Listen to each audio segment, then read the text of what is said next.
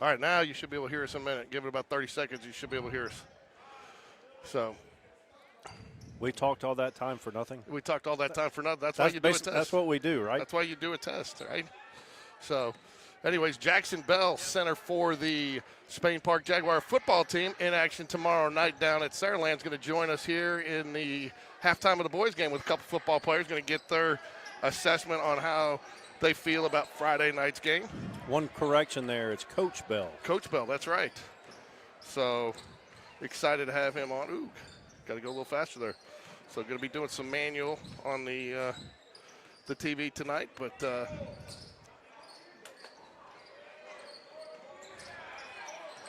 offensive rebound by the Spain Park Jags JV squad.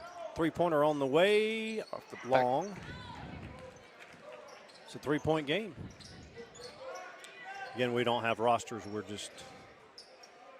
have numbers, and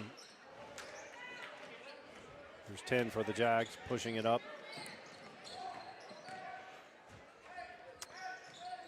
4:16 left here in the fourth quarter. Bonus action, JV. Jaguars, I believe freshman Jags won today in their first game of the day. Did they not, Mike? They did. They looked really good. I saw a lot of basketball players, and they had some athletes. And I believe 4 or 5 of those kids are playing football as well, so they'll be dressing out and going down to Saraland tomorrow. They are. We talk about that a little bit on the Jag Connection during the week about Coach V does not want them to miss their freshman basketball experience, so giving them the opportunity. They've been in there with them at practice and then on game nights. And that's the nice thing, too. Freshman basketball practice is in the morning, so they've been able to do – it's a long day for them, but to get to practice in the morning with their basketball team, participate. But on game nights, they're excused from football practice, but they will travel down and so they can get both the basketball and the football experience. That's so refreshing. I was talking to Coach Black during the freshman game, and he talked about it. He said, yeah, he goes, you could tell he's appreciative that Coach V is all about that. And, these kids are going to be better athletes when they're playing multiple sports. And Coach V is about what does he tell us on the interviews? It's always about the students. It's about the students. And how many times has he talked about the kids aren't going to remember philosophy and schemes? They will, but what they're going to really remember is their experiences. And I heard that I think Jack, who's going to be joining us for the varsity broadcast from here at Oak Mountain, he said that Saraland hasn't lost a home football game in 3 years. Is that correct? I can't say for certain, but I would say that the odds are pretty good. Saraland's been a pretty good football team, and then unfortunately, too, some of those teams down in that area have struggled as well. So not taking away anything from Saraland because that's good, but, it's not the same. They get some good competition down there, but, doing the breakdown, we did the breakdown of the, of the tail of the tape and the stats, which we maybe break out here a little bit later. But, pound for pound, the Jags roughly 66 completion percentage for Brock Bradley, 63 for KJ Lacey, their quarterback. Brock Bradley, a Clemson commit, Lacey, a Texas commit, both Division I quarterbacks. I would say the biggest difference you see between the two teams is Saraland likes to pass a little bit more. They got 3 receivers that average over 90 yards per game. Spain Park likes to run it a little bit more. It's got about 300 more rushing yards on the season than Saraland, whereas they got about 400 more passing yards. And so when you look at that, but total yardage gains about the same. But again, I think time of possession is in the Jags' favor if they can run the clock, and that's how you your best defense is keeping that offense off the field. Right, and then it's going to be unusually cold. Even in Mobile, there's going to have wind chills in the 30s. And that might be a little bit of an advantage for Spain Park because of the ground game. So, and on top of that, there's supposed to be a little bit of wind. You don't know how much wind, but if it is windy, that can impact the passing game a little bit. And, Ryan Williams, the kid at Alabama, he's still supposed to be there, right? Yeah, he's only 17, right? Yeah, have you heard that? Yes. I think Winger put out a song. He's only 17 years ago, kind of predicting, huh? Yeah, that well, at least we don't have to see him on the opposite sideline. They have plenty of weapons without him, but that may be why they didn't lose a home game in 3 years right there. Yeah. That kid's pretty special. What and is Lacey a junior or a senior? I believe senior. He's Okay. senior. They are very. That's again why I think you'll say it's probably a safe bet to say they probably have not lost some game. They are very senior laden. Senior running back averaging 90 yards plus per game. 3 wide receivers averaging 2 of which I think are seniors. And then you've got KJ Lacey, who is a senior. So. What's his measurables? Do you? I do not have that information, but I can find that out for you before the next game. Okay. I'll effort that stat for you.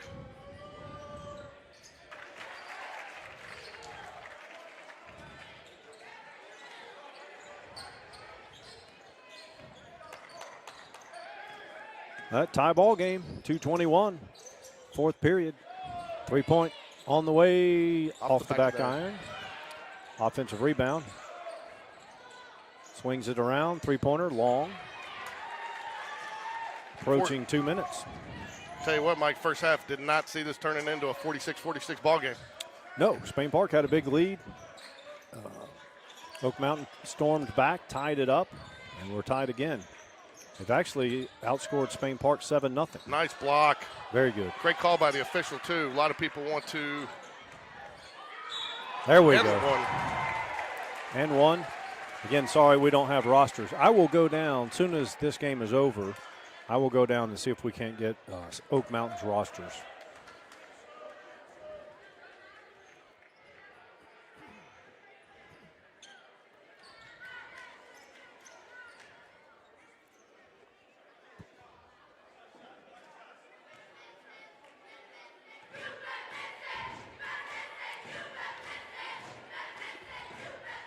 Free throw is on the way. It is good. He completes the 3-point play. Spain Park leads by 3. 1:44 remains. Each team with 2 team fouls.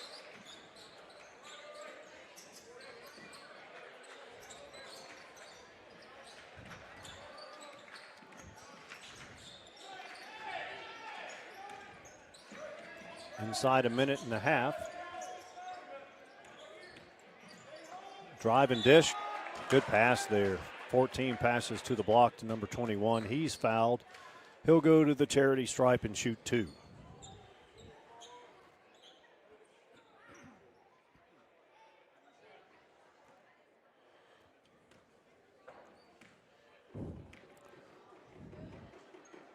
Free throw is on the way. It is good.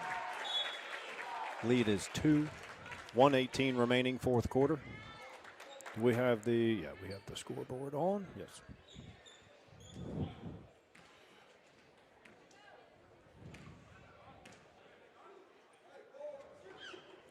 Second free throw also good. 1-point game.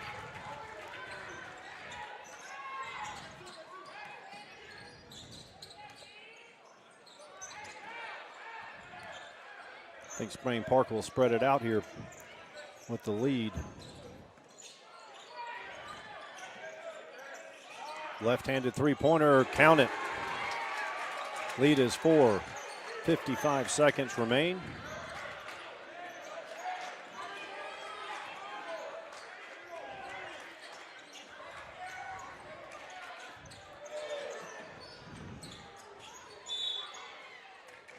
Oak Mountain gets a timeout. They trail by 4, 41 seconds remaining, 4th quarter.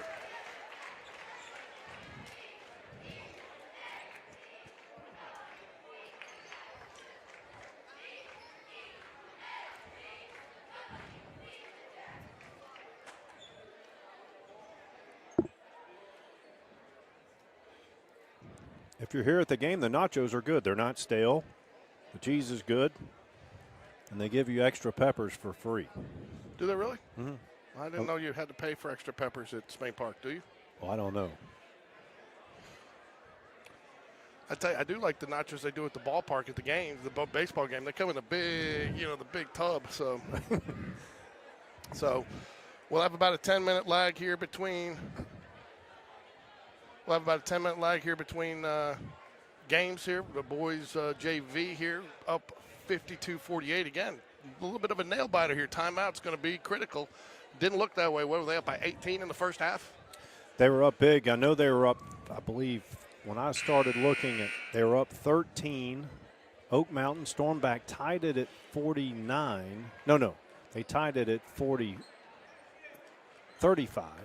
And then Spain Park went out on a 7-0 run. Then Oak Mountain went on a 7-0 run.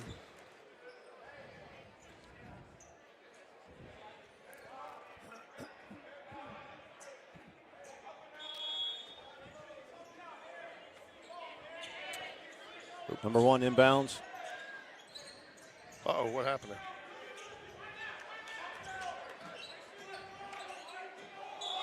That's going to be a travel.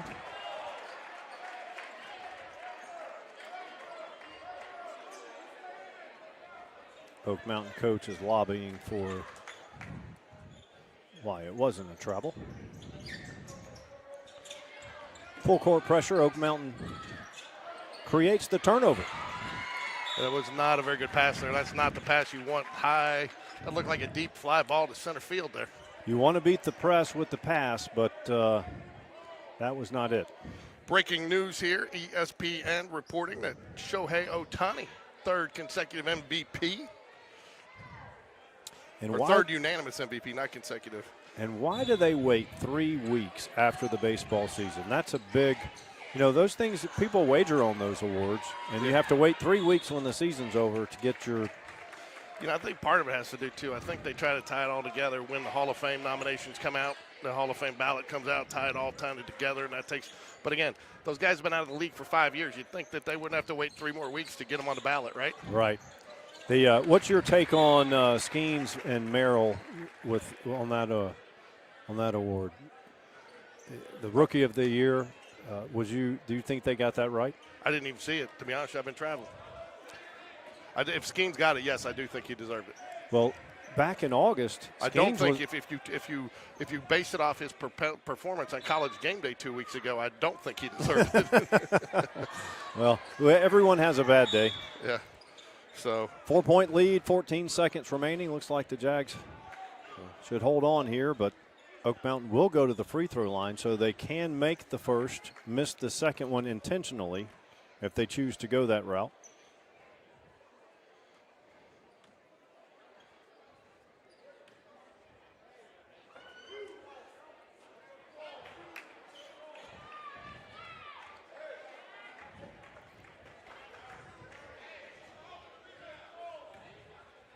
.3 seconds left here. Jags cling to a 4-point lead. Both free throws missed, but they get the rebound.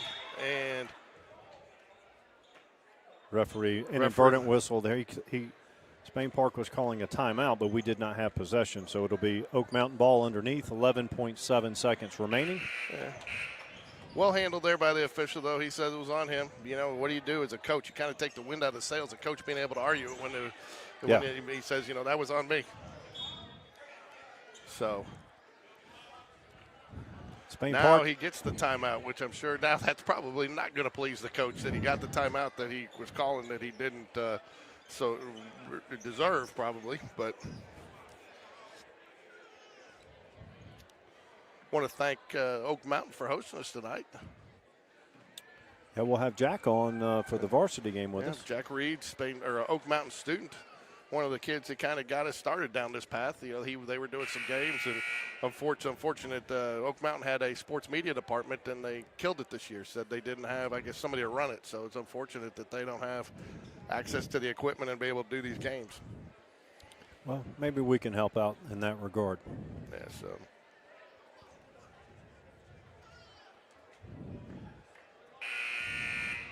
So we are running about 30 minutes behind schedule here, Lady Jags, and I think that's one of the things, too. That's the reason why you see Spain Park has made the switch this year. They're going to go JV and freshmen upstairs, all right, and then girls start at 5:30, boys at 7, so you don't have the stacked games delay and start your boys game at 8:30 instead, so. On school night. Yeah, you get a little bit more consistent. And on top of that, too, then you can stick around and stay because, again, you get in there.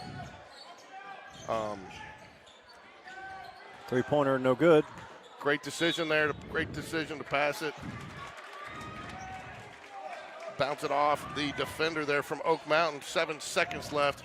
Here's what if I'm, 4-point lead, why don't you just throw this deep? Exactly. I just throw this deep. Even just make sure it hits somebody. That's optimal game theory, but a lot of coaches Because, again, now they got it because it's going to take them time. That's a travel, I believe, if his knee was on the ground, but he says no. See, again, now if you would pass that down the court, it takes him 4 seconds to get it up. He's rushing. He probably doesn't get a good shot off.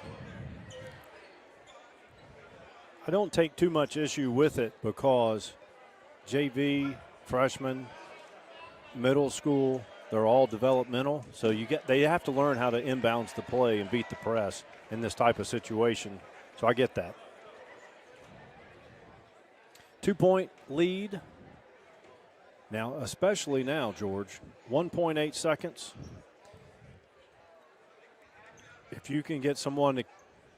You don't even care if it hits off. Well, I mean, now you do. You don't want to get it to the defender, but you want it to hit off somebody, even if it gets tipped up in the air. You know, make it a jump ball situation down there. Get your tallest guy back. I'll tell you, that's one thing that's kind of impressed me, too, with this Spain Park freshman and JV team. There's some height coming up through the Jaguar organization. Now, that is one thing they're lacking on varsity to some extent this year. But we have a couple of bigs on the football team that'll be coming that Coach Black will be glad to have on the basketball team once football is finished. Zach, and what's the other, and even the backup quarterback has got some height. Nash Davis? Mm-hmm. Yep, so.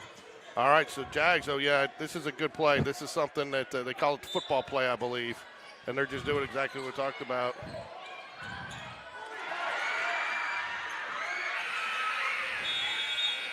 Wow.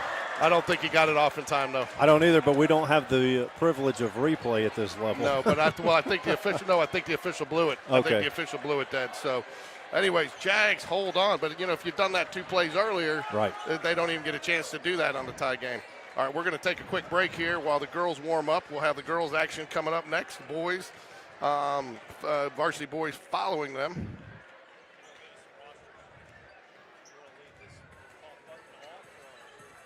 Turn it off.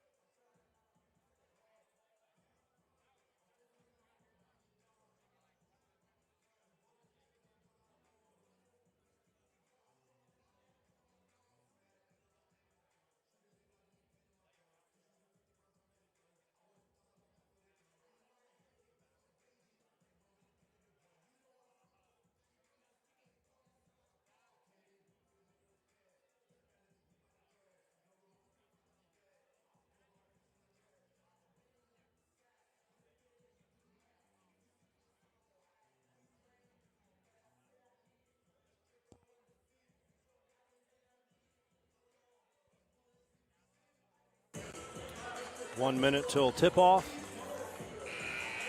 Girls, Spain Park versus Oak Mountain.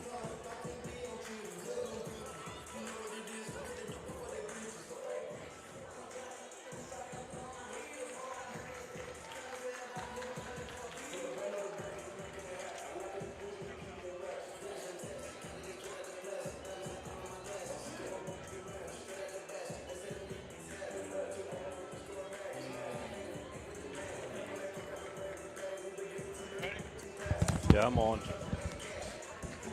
All right, time for some starting lineups, Mike. Tell you, this should be an exciting game tonight. Oak Mountain brings in one of the best female basketball players probably in 7A, in Caroline Kester. Yep, I remember her from last season. Just a junior, too. She can shoot lights out when she's on.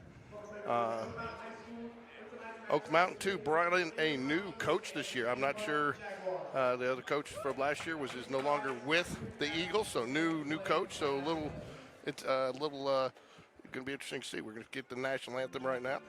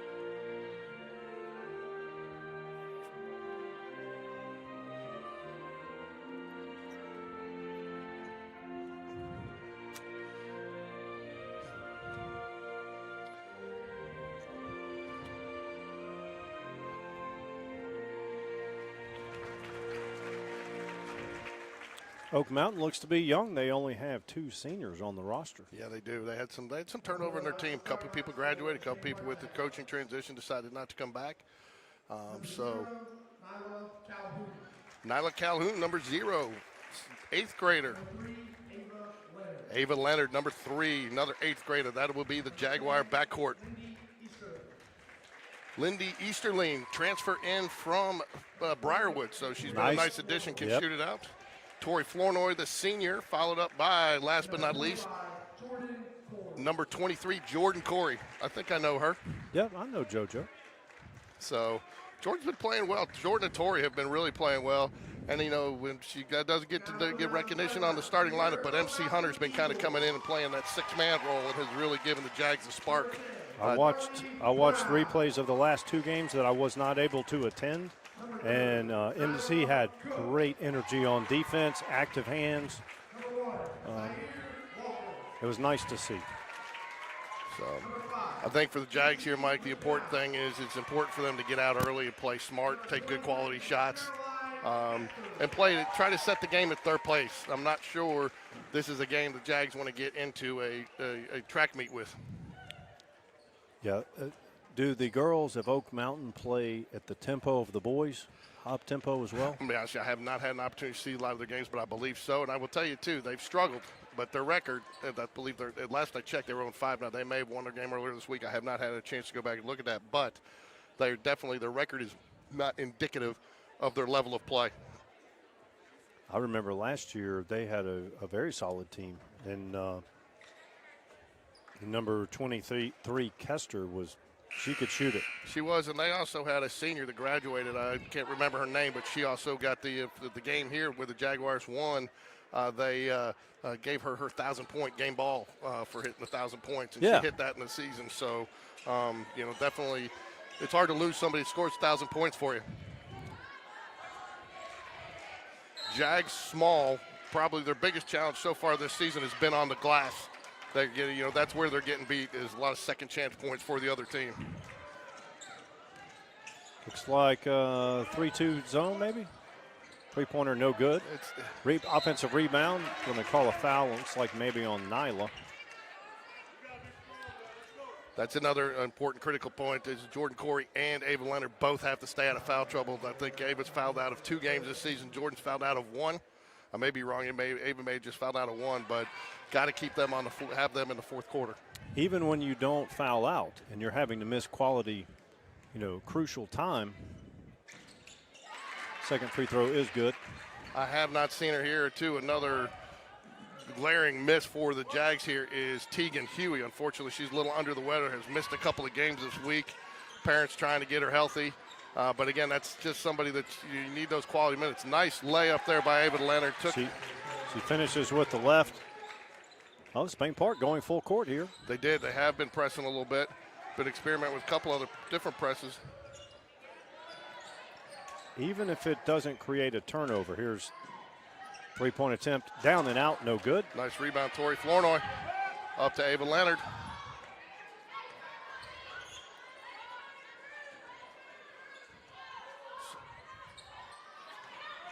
Tori drives with the left, dishes out. Jordan for 3. Off the back of the rim. Oh, Jags going to stay with the Jags, though. That's good, though, Jordan. A lot of times her first shot, she's jacked up. She ends up sending that one long. So hopefully that's a sign of good things to come, that she'll dial that in pretty quick here. Keep getting good looks and we'll be fine. Nyla to Tori. Back to Nyla. She resets the half-court set. Jordan on the left wing. She drives middle. Nice. Ava Leonard. Rainbow off the iron. Jordan offensive rebound.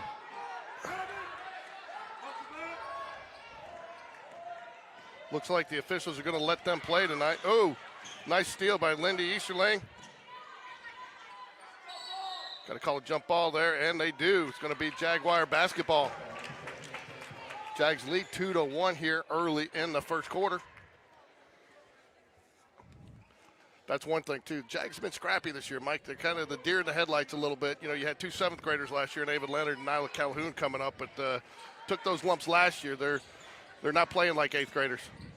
They're not. And I was talking to Ava's dad, and it's all about maturity. Nice play there. She draws the foul. She'll go to the line. And there's so much, as far as basketball IQ, there's only so much you can do as a 7th and 8th grader, but you can see these girls, they're starting to understand concepts that they didn't even know before. Rolls in and out. Tell you, that's another thing. You go back and look at the Jags' 2 losses so far in the season to Helena and to to Hueytown and to Calera the other day. Jags have been outshot significantly at the free throw line. The Calera 17 point, they were 17 to 26 from the free throw line. That's 17 freebies. There was more than the margin of difference there. You cannot be sending the team to the foul line that much. She walked. There you go. Good defense. Again, that's getting out there. She's ready to take the shot to get the defender right in her face. Can't. Take them out of your comfort zone.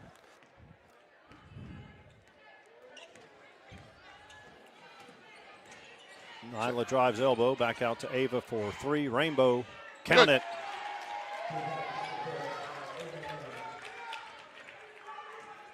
Kester.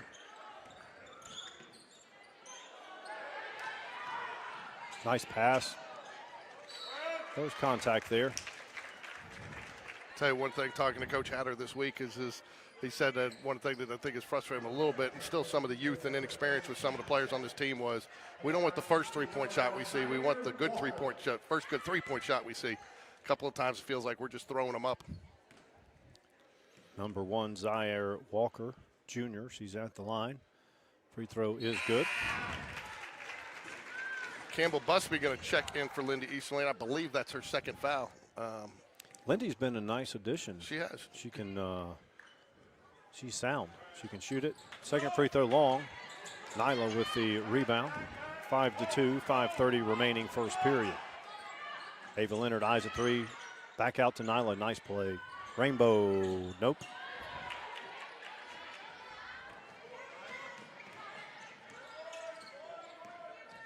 Oh, that looked like a double dribble. Brown back with the ball. Caroline Kester. Good block out there by Jordan, allowing her teammate to get the rebound. Ava Leonard's going to go. Gets a nice pass in the corner to Nyla Calhoun. Swings the rack around to Leonard. 3. It's good.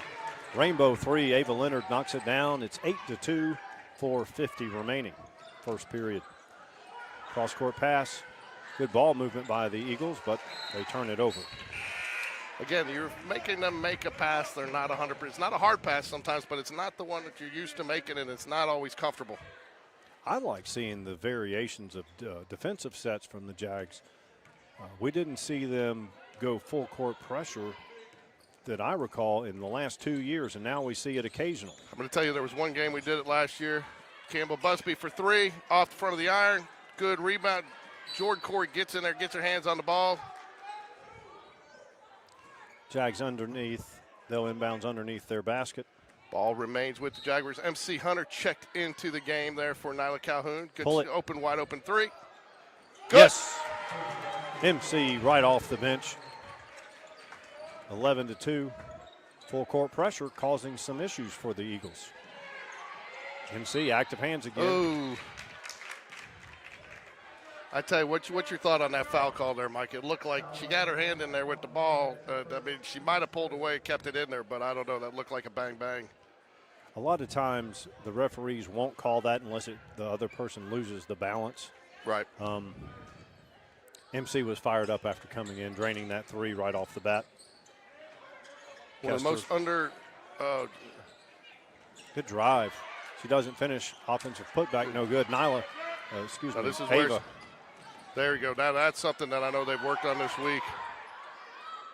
MC.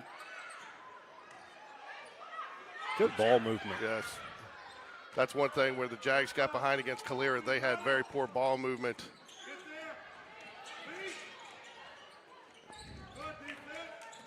Oak Mountain man-to-man. Ava for 3 off the front. Kester with the rebound for the Eagles. 3:35 remaining first period. Jags lead by 9. Kester drives left hand. Basket goes. And she'll have a chance for the conventional 3-point play.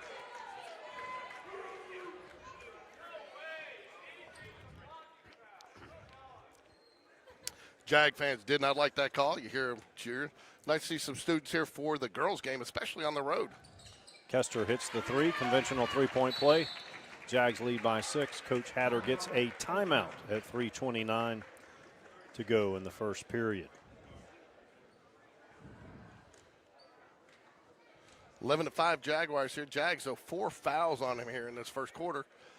First game we've done in a while, so we remind folks that it's changed, that you shoot 2 shots after 5 fouls in each quarter. It resets each quarter. Team fouls, that is, not personal fouls.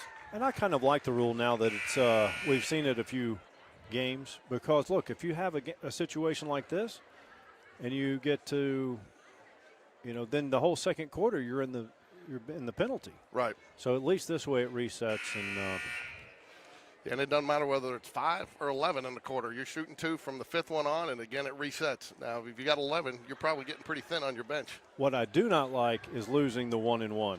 Yeah. Because there's got to be. The game has already gone to 3-pointers and layups, and so you want to, but. Did you see, too, Mike, some schools, they have approved the shot clock rule for non-area games, and both teams have to agree. Now, I don't think there's many teams that have gone to it. Well, drive Jordan, right-hander good, and a foul. Hoop in the horn. So I was talking to Gray Playa's dad before the tip-off, and he said they played a game with the shot clock. They did, yeah. Both. It's a non-area game, and both teams have to agree to use it. And I think that's their way of slowly transitioning it in. Free throw falls. The number one issue with getting the shot clock implemented, can you tell me what it is? No. Budget. A lot of schools to have to invest in the software and the clocks. There's a lot of schools, especially smaller schools, single A, double A programs, and for whatever reason, AHSA believes if you do it in one, you have to do it in all. Good block there. MC Hunter got a finger on it. Good rebound. Jordan Corey's coming out. She's scrappy on the boards today. Jordan got the defensive board, 9-point lead, under 3 minutes remaining. Here's Nyla running the point. Campbell drives the middle. Jordan on the right wing. Good strong hands there. Almost a steal. Tori drives to the top of the key, turns back to Nyla. Ava Leonard getting a break. What are they? Oak Mountain in a 3-2? Are they playing man? They're playing man-to-man. Jordan drives. Ball taken away. I like the physical move there, though. Yeah, go ahead and draw the contact. Usually on that, Tori get the double team in the corner. They're almost a steal. Cross court. Three-pointer on the way. Off the iron. They're going to get Campbell with a foul there. Yeah, she's got a block out there. So she did not have position. That's what happens. So Jags are up 14-5 here, 2:02 left in the first quarter. That is the 5th team foul for the Jaguars. So any foul from this point on, Oak Mountain will go to the charity stripe. And the Eagles have their Nyla. They have their own Nyla. Nyla Cook at the line. Free throw on the way, and it is good. Lindy Easterling going to check back in for Jordan, give her a well-deserved rest. I thought Jordan had a very first 6 minutes in the game there. Getting a little scrappy.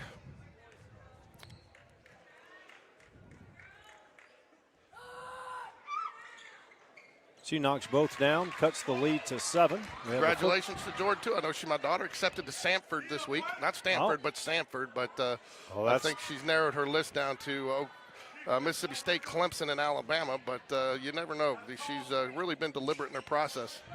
Plus, you know, getting to go on those college trips, that's part of the education.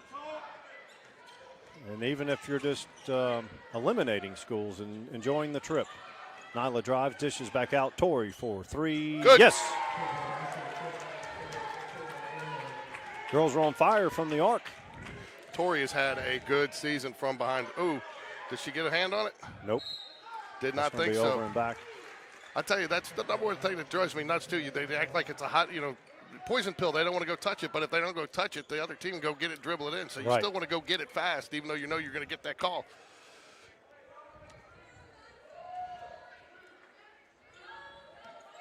Nyla runs the half-court set. Lindy Easterling at the wing there. Oh, little miscommunication. Who's that going to be off on? Officials all staring at each other. Nobody wants to make the call. Oh, I think that white ball. It was. Yeah. You can always count on you to be fair. You're like the Geico commercial. Fair, and those when they're talking about the place. The lizard? Yeah. Well, no, it's the caveman. Oh yeah. And he gets all annoyed when they're reviewing the clips on the penalties. Good cross-court pass there by Tori. You like the crisp ball movement. We're inside of a minute. Let's see if the girls hold it. Haven't heard anything from Hatter. No, he'll let them take it if it's there. Drive. Good. Nice shot. High off the glass. Nyla Calhoun extends the lead to 12. Jags working for good shots tonight. Nyla's going to get a foul.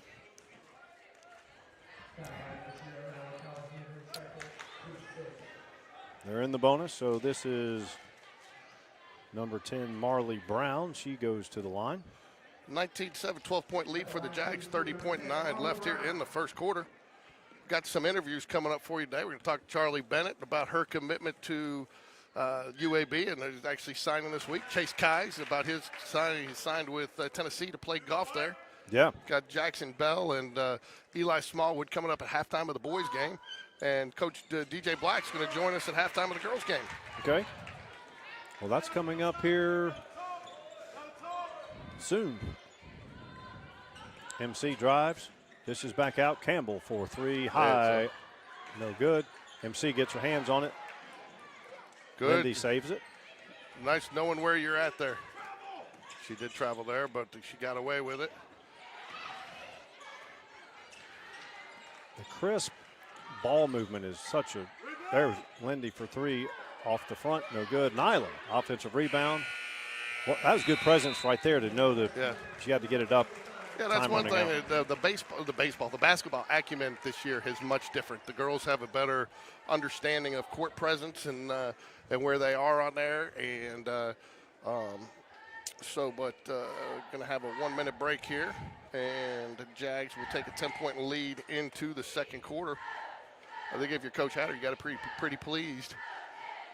Not only with the way the Jags have played, but being aggressive on the boards. I told you early in the game that's something where the Jaguars had been basically outdone in their previous couple games, and now they're really working hard on the boards. It's obviously been a focus of practice the last 2 or 3 days. Yeah, and you talk about the basketball acumen, the basketball IQ, the it factor. Well, Nyla and Ava were in 7th grade. A lot of 7th grade girls are still focused on dolls, and they're not watching collegiate basketball. And if you want to learn the best fundamentals of basketball, I recommend watching women's college basketball. Oh yeah, because without a doubt. You're going to see fundamental basketball at the highest level. You watch South Carolina, Notre Dame, USC, basically any Power 4 conference team. You're going to see some high-level basketball. We'll set the floor for you. Lindy Easterling, Nyla Calhoun, Tori Flournoy, MC Hunter, and Campbell Busby will be on the floor here for the Jaguars. Oak Mountain will get the ball by way of the alternating possession arrow. I tell you, though, that you got to be careful. Nice steal, MC Hunter. She really read that passing lane well. Has her eyes up, gets it to Lindy, top of the key, swings it around. Nyla drives, goes up with the left hand. I love the left hand move. Yep. Doesn't go, but she. Good defensive pressure here. Good steal. Well, Jags give it right back. And then Oak Mountain gives it right back. What's the call there? I didn't think it was travel because I guess she touched it, but she was out of bounds, so she touched it out of bounds. So technically it's out of bounds, right? Yes. Not a travel as he called it, but it doesn't matter. Turnover nonetheless. That's going to bring in Trinity Daniels now for the Jaguars. And Ava Leonard back in, giving Nyla Calhoun a rest. Jordan Corey we got also. 6 players on the court.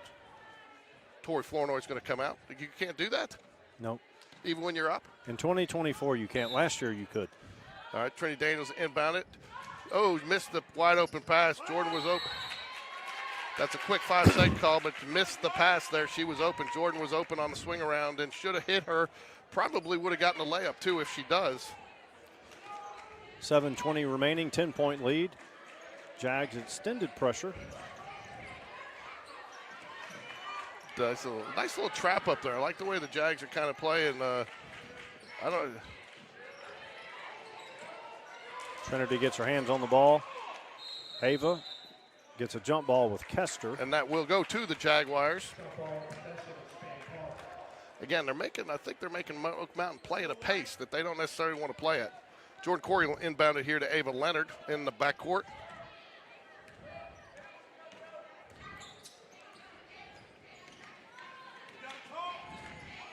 Quick weave out top. Ava drives, draws the contact, then now she gets it.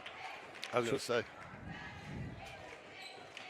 Again, the kick out was there. Sometimes you'd like to see him make that kick, you know? Right. That is a low percentage shot. That fortunately she gets the foul, but you don't get the foul there. It results in a turnover. So, again, I think that's where some of the immaturity of this team sometimes comes out. The Jags have had a lot of success driving to that right block, getting the contact. I believe Nyla's done it twice. Ava's done it twice. Jordan's done it twice. So they're seeing something. Of course, their strong hand is the right hand. Second free throw, no good. Trinity gets the loose ball.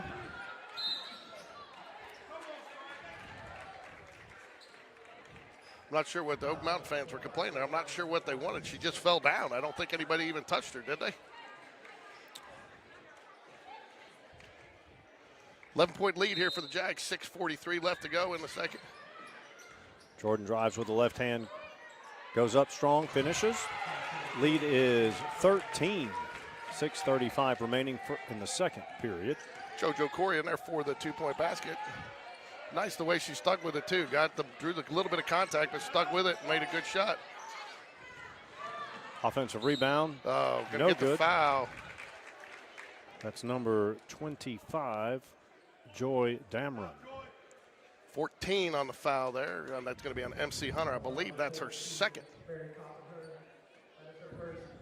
First personal foul. Well, that's her second. I think he called it out wrong.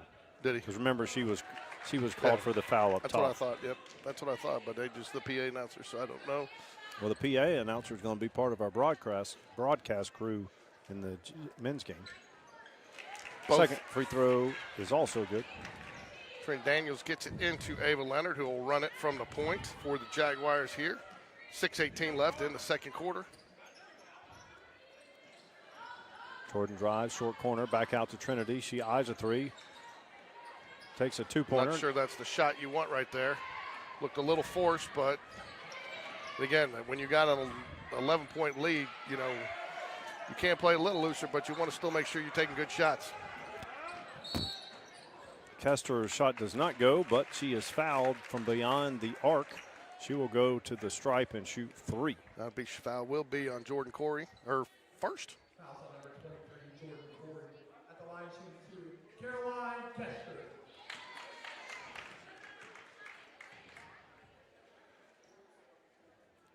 First free throw is good.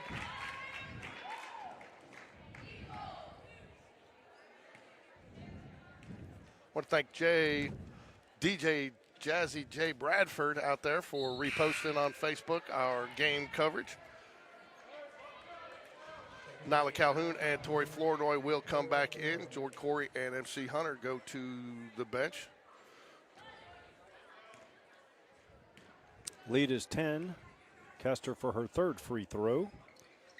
It is good. She makes 2 out of 3. 9-point lead. Have Ava Leonard, Tori, Nyla. And in, let's see, who's left-hand shot, no good. Again, I don't think that's a shot you need at this point in the game when you're only up by, you're up. I mean, we need to be working for good shots because that could be a 5-point swing right there, but the Jags get it back. Good look Gets it ahead ahead. to Nyla. Great look ahead. Got to finish that. You got to slow it down a little. You know, earlier in the game, in this half, Nyla was on that side. She missed a left-handed shot. She went with the right hand there. She needs to stick with the left hand. She's talented enough.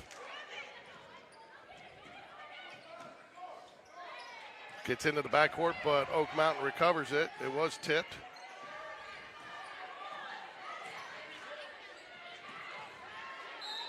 Oh. You're going to get Abby for a foul, but she had all ball. Yeah, but that's the one that kills me. It's the official from behind that makes that call, not the two that are in front that have the view. Well, defensively, when the player swipes down, the referee sometimes call it even if you hit air. It's like free throw is no good. Campbell Busby going to come back in to the game here. Uh-oh. This is number 3, Sophie Hammett. Hey, we moved down just a tad. No, just stay there. You stay up. Just move down just a little bit. Right there. You're good. 9-point lead, 4:55 remaining. Second period. Nyla drives, left hand. Contact, no foul. Kester with the ball for the Eagles. She brings it up the left side. Double team, gets it away. Jags are smothering defense here tonight. They're trapping in the half court. We're seeing a lot of different looks defensively from the Jags. Yes.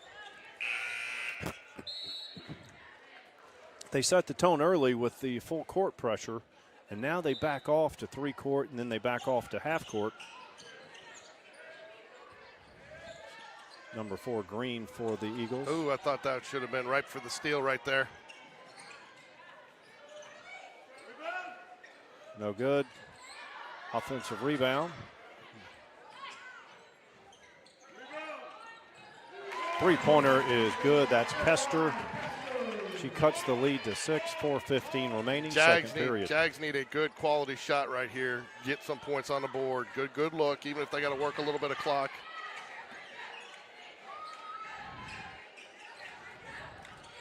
Campbell Busby getting a lot of minutes tonight. Long three. Not sure that's no the good. shot Trinity you want, with the Trinity putback. with the putback. Yeah, again, can't force those shots like that, Mike. It's a good look. She can hit it. They've been getting a lot of good two-point looks. Yes. Oh, they're going to call an offensive foul. Nice charge. Good job by Ava Leonard there, getting her feet set. A good call by the official. A lot of officials don't make that call all the time. Oak Mountain gets a timeout. They trail by 8, 3:43 remaining, second period. Again, here you go. You get that Jags. You come down, you get a good look, get some points on the board. You make it back to a 10-point game, kind of stop the bleeding and stop their momentum.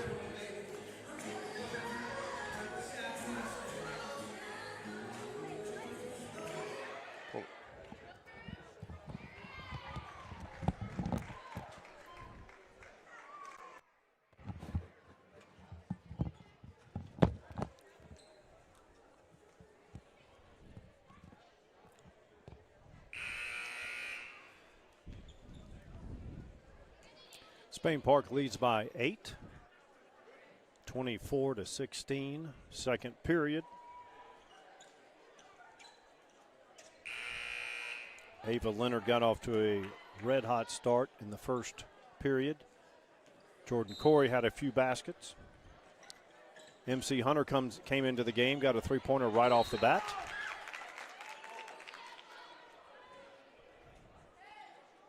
Now Oak Mountain going full court pressure. We haven't seen this until this point. Tori gets it in to Lindy. They beat the press. Tori up top, swings it around. Lindy, MC with the ball. Nyla, Campbell. They're going to get her for shuffling the feet. 24-16 here, 3:26 left in the second quarter. Jordan Corey going to set to check back in. I believe she'll probably come in for Campbell. She does. Campbell got extensive minutes there in the second period. So we've got Tori, Nyla, MC, Jordan, and Lindy on the floor for the Jags.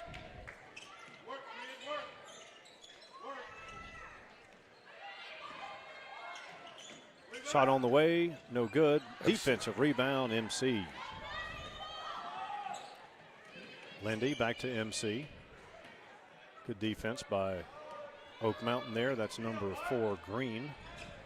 Jordan eyes a three. Drives left. Gets it to MC for 3. Rainbow. Ooh, I thought she had that one. It looked good. Good rotation. Just a little firm off the back of the iron there. But that's a good look right there. That's the look the Jags want. Tori, nice hands. Good Nyla Calhoun anticipating the pass there. That was an easy 2 if she doesn't get there.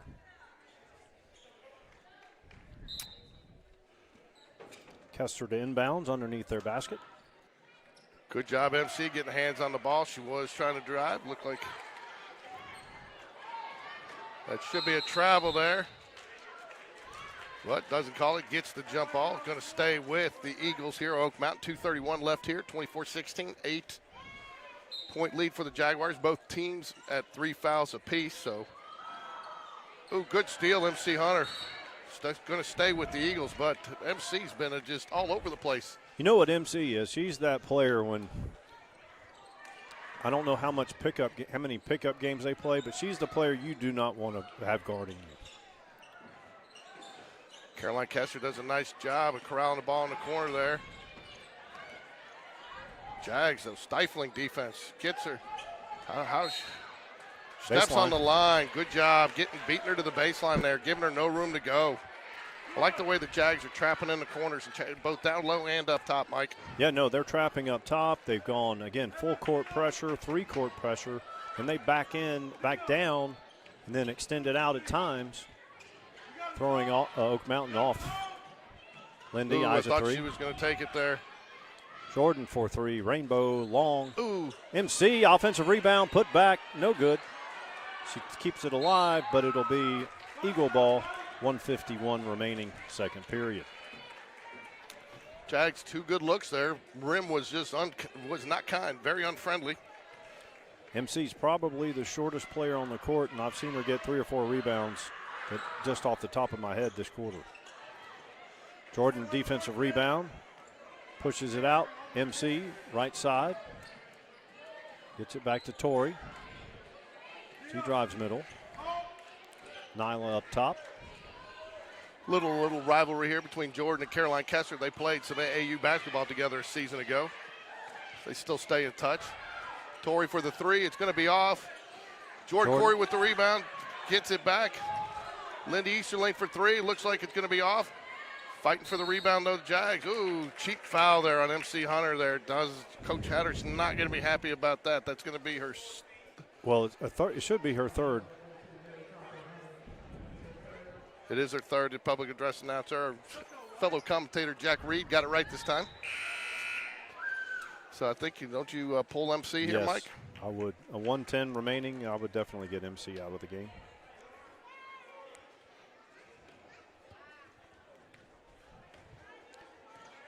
So we're looking at a 1-3-1 trap.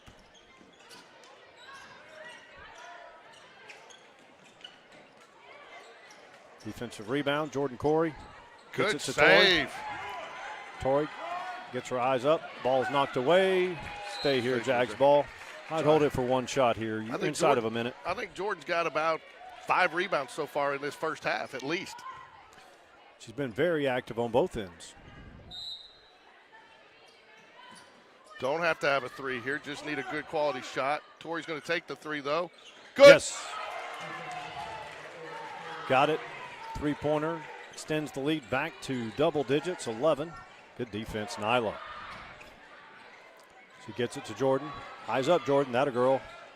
Lindy, left-hander. The lead, biggest lead of the game. Good team basketball there.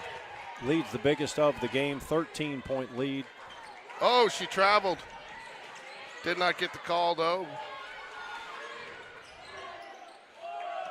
Jags going to get a chance to put one more on the board here. 13-point lead with 10.6 seconds left. Now, Ava Leonard is going to come in, replace MC Hunter. I think that's smart, getting MC out of the game there with 3 fouls. Oak Mountain going to give a little bit of pressure. Gets the ball into Tori. Tori's going to. Nyla's going to take the shot. Rainbow off the mark. And that'll do it for the first half here. Hopefully we're going to get DJ Black up here, but he is coaching tonight, so if he's giving his team some Coach Hatter not happy with something, giving somebody a stare down. Getting the tail of the tape there from the stats man, the bookkeeper for the Jaguars tonight.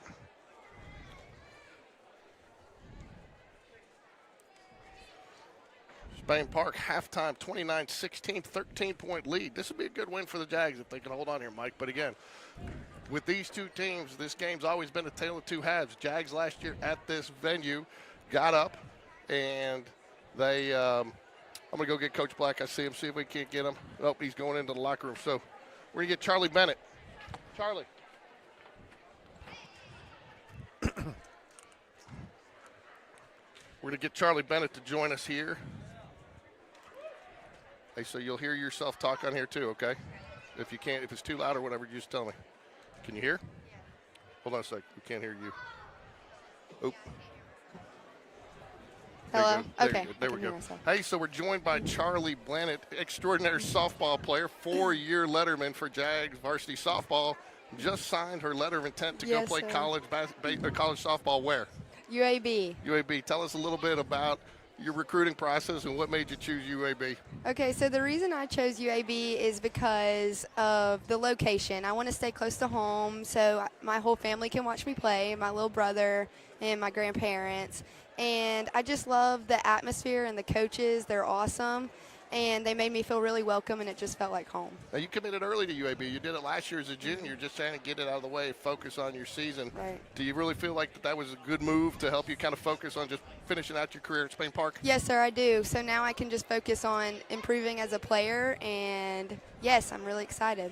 So did you have – what was your top 3 schools? And nothing against the 2 you didn't choose, but would you want to share those? Yeah, sure. So it was between UAB, ULM, and Duke were my top 3. Okay. Yes, sir. Louisiana Monroe. Yes, sir. Okay.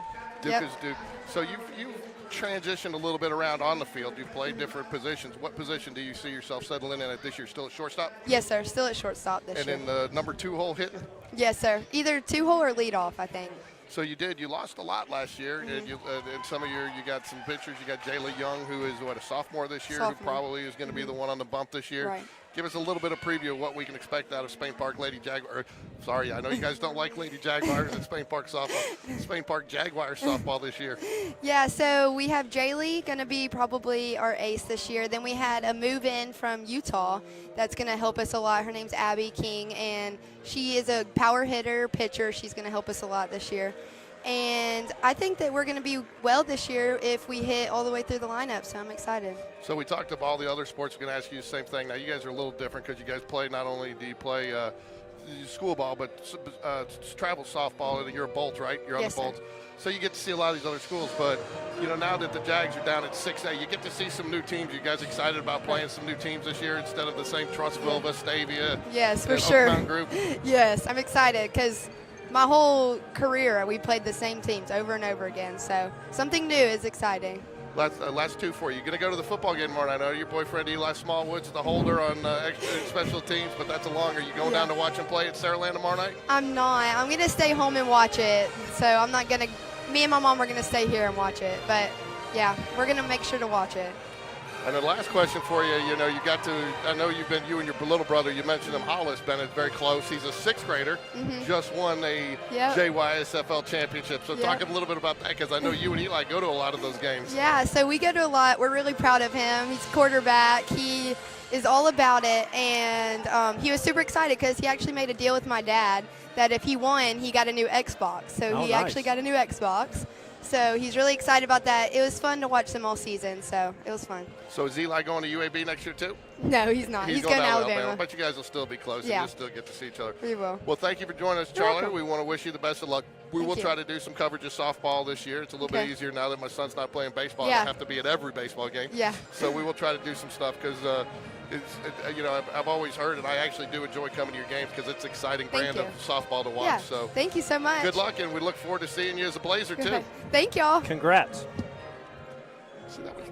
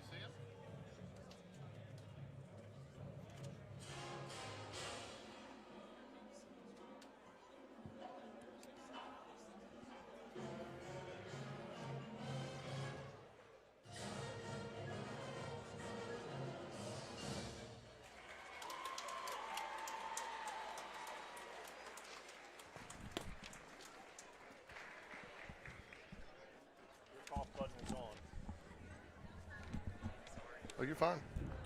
We finally we're able to get Coach DJ Black, men's basketball coach for Spain Park Jaguars, in his first season. He's carrying a 4-1 record in here to Oak Mountain tonight. How you doing tonight, Coach? I'm good. I apologize.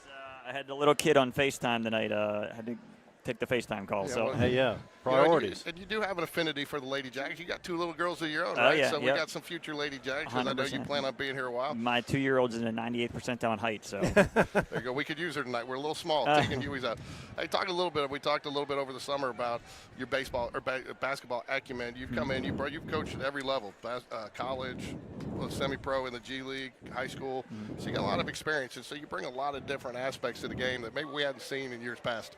yeah. I mean, it's basketball, and it's all about teaching these kids. And it's a saying I say a lot. It's the play, not the. It's not the play. It's the player. So you got to learn how to play basketball the right way. And our guys are starting to adjust to that. And it helps that a lot of them knew how to play when I came in, so I didn't have to teach a lot of it. So. It's adjusting on the fly here and learning how to play. And a lot of these guys haven't had big game experience yet. They graduated 8 seniors last year. And the young kids, like I said, they know how to play. It's just they haven't been put in these moments. And that's why we're challenging them with a very tough schedule early on, including tonight on the road and a lot of road games early. And they've answered the challenge so far this year. Talk a little bit about no one game's any more important than any other, but you start off at Vestavia, somewhat of a rival. You get a big road win there against a 7A program.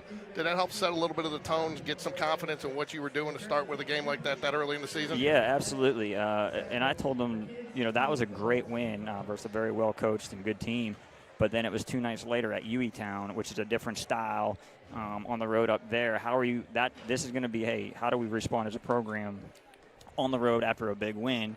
And we responded. And then it feels like we've been playing game after game after game after game. Finally, we played Monday night. And then Tuesday, I'm like, just get away from each other for a day, and me included. I actually went on the road to scout. But I was like, hey, we got to get away. And, we had a great practice yesterday, so hopefully that translates tonight.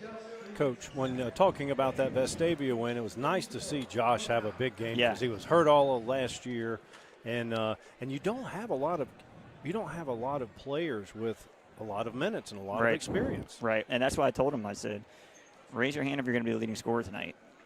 Nobody knows, and that's what we have great depth across the board. We have a lot of guys who can do a lot of different things. And we're starting to learn how each other can play together and stuff like that and different things they do. And like I said, the last few games, when you play different styles, we can adapt. And we're slowly learning how we shoot a bunch of threes, but there's some games where you got to shot fake a little bit. But I'd rather pull them back than push them forward. Right. I got to ask, too, what's the deal with the long hair trend this year? I got out there and all your players are getting long hair. Last year, they were all high and tight. Is that I don't know. We need a haircut sponsor. If you're a haircut business, hit us up, and we'll show some business your way. But no, hey, I don't have much hair myself, so you can tell I've been coaching a long time. Hey, so you bring in, you're fortunate you bring in some new coaches with you. I'm going to switch sides so I can work the camera here. We keep talking to you. Yeah. But you bring in, but you kept Coach Barry Ward, which I think was good because he knew a lot of the players. And talk about how much that's kind of helped in your transition, having a guy that's familiar with your players and the guys coming up because he coached freshmen. So some of those guys you have now, he's coached for a couple years. Yeah, I mean, Coach Ward's a rock star. And, he's a future – head coach in either football or basketball. He's a great guy because he also coaches middle school football. And he's a great person to have on staff, number one, because he's a really good basketball coach, but number two, he's a phenomenal person. And he gains the guys' respect instantly. He has the guys' respect. But he's one of those coaches that when he talks, people listen. And when he talks, he's usually right. There's one thing to talk and just to be able to talk, but he's very smart. And like I said, the kids really, really gravitate towards him. So another question, it is a different brand of basketball. So in a word or two, kind of describe, it's an exciting brand of basketball, but not something that we've seen as Jaguar fans for a couple years. You're playing a little bit more up-tempo. So a couple words describe what we can expect to see out of the Jaguar varsity boys. Yeah, we're playing every coach says they want to play fast. That you listen to every press conference or whatever, hey, we're going to play fast, we're going to play fast. And I'll say the same thing, but we like to take the first best shot within kind of what we're doing, and we're still learning that. That's why there's going to be growing pains. There's going to be like, hey, why is he shooting that shot? Well, he doesn't know yet. They all have the green light. So like I said, there's going to be some pains where, hey, they're not used to shooting that fast. And the flip side is Coach Latch had some 6'8", 6'7", 6'8s in there. So he would have played, if he had a roster like this, he'd probably play a little bit more up-tempo as well. But he did the best with what he had with it, and good players. But it's all different. That's why I told the guys, like at Vestavia, they ran offense for 35, 40 seconds, and we had to sit down and guard. And back cut after back cut after back cut. So it was a low possession game, and we showed we could play in those low possession games. Then the next night you go play at Hueytown, and it's up and down. Then you go play at Prattville, and it's sloppy, it's up and down. We don't make shots, but you still win by 15. And then the other night, versus Pinson, I told the guys, listen, we had a bad first quarter, good second quarter, terrible third quarter, and the fourth quarter was just learning. So it's just learning on the fly a little bit.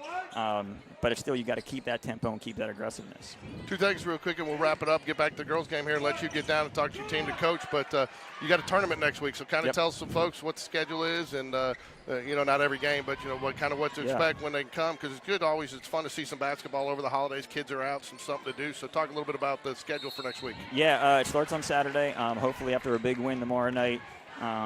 Set your alarm clocks. You can actually sleep in. Get back from Mobile late after a win. Go get you a victory breakfast in the morning.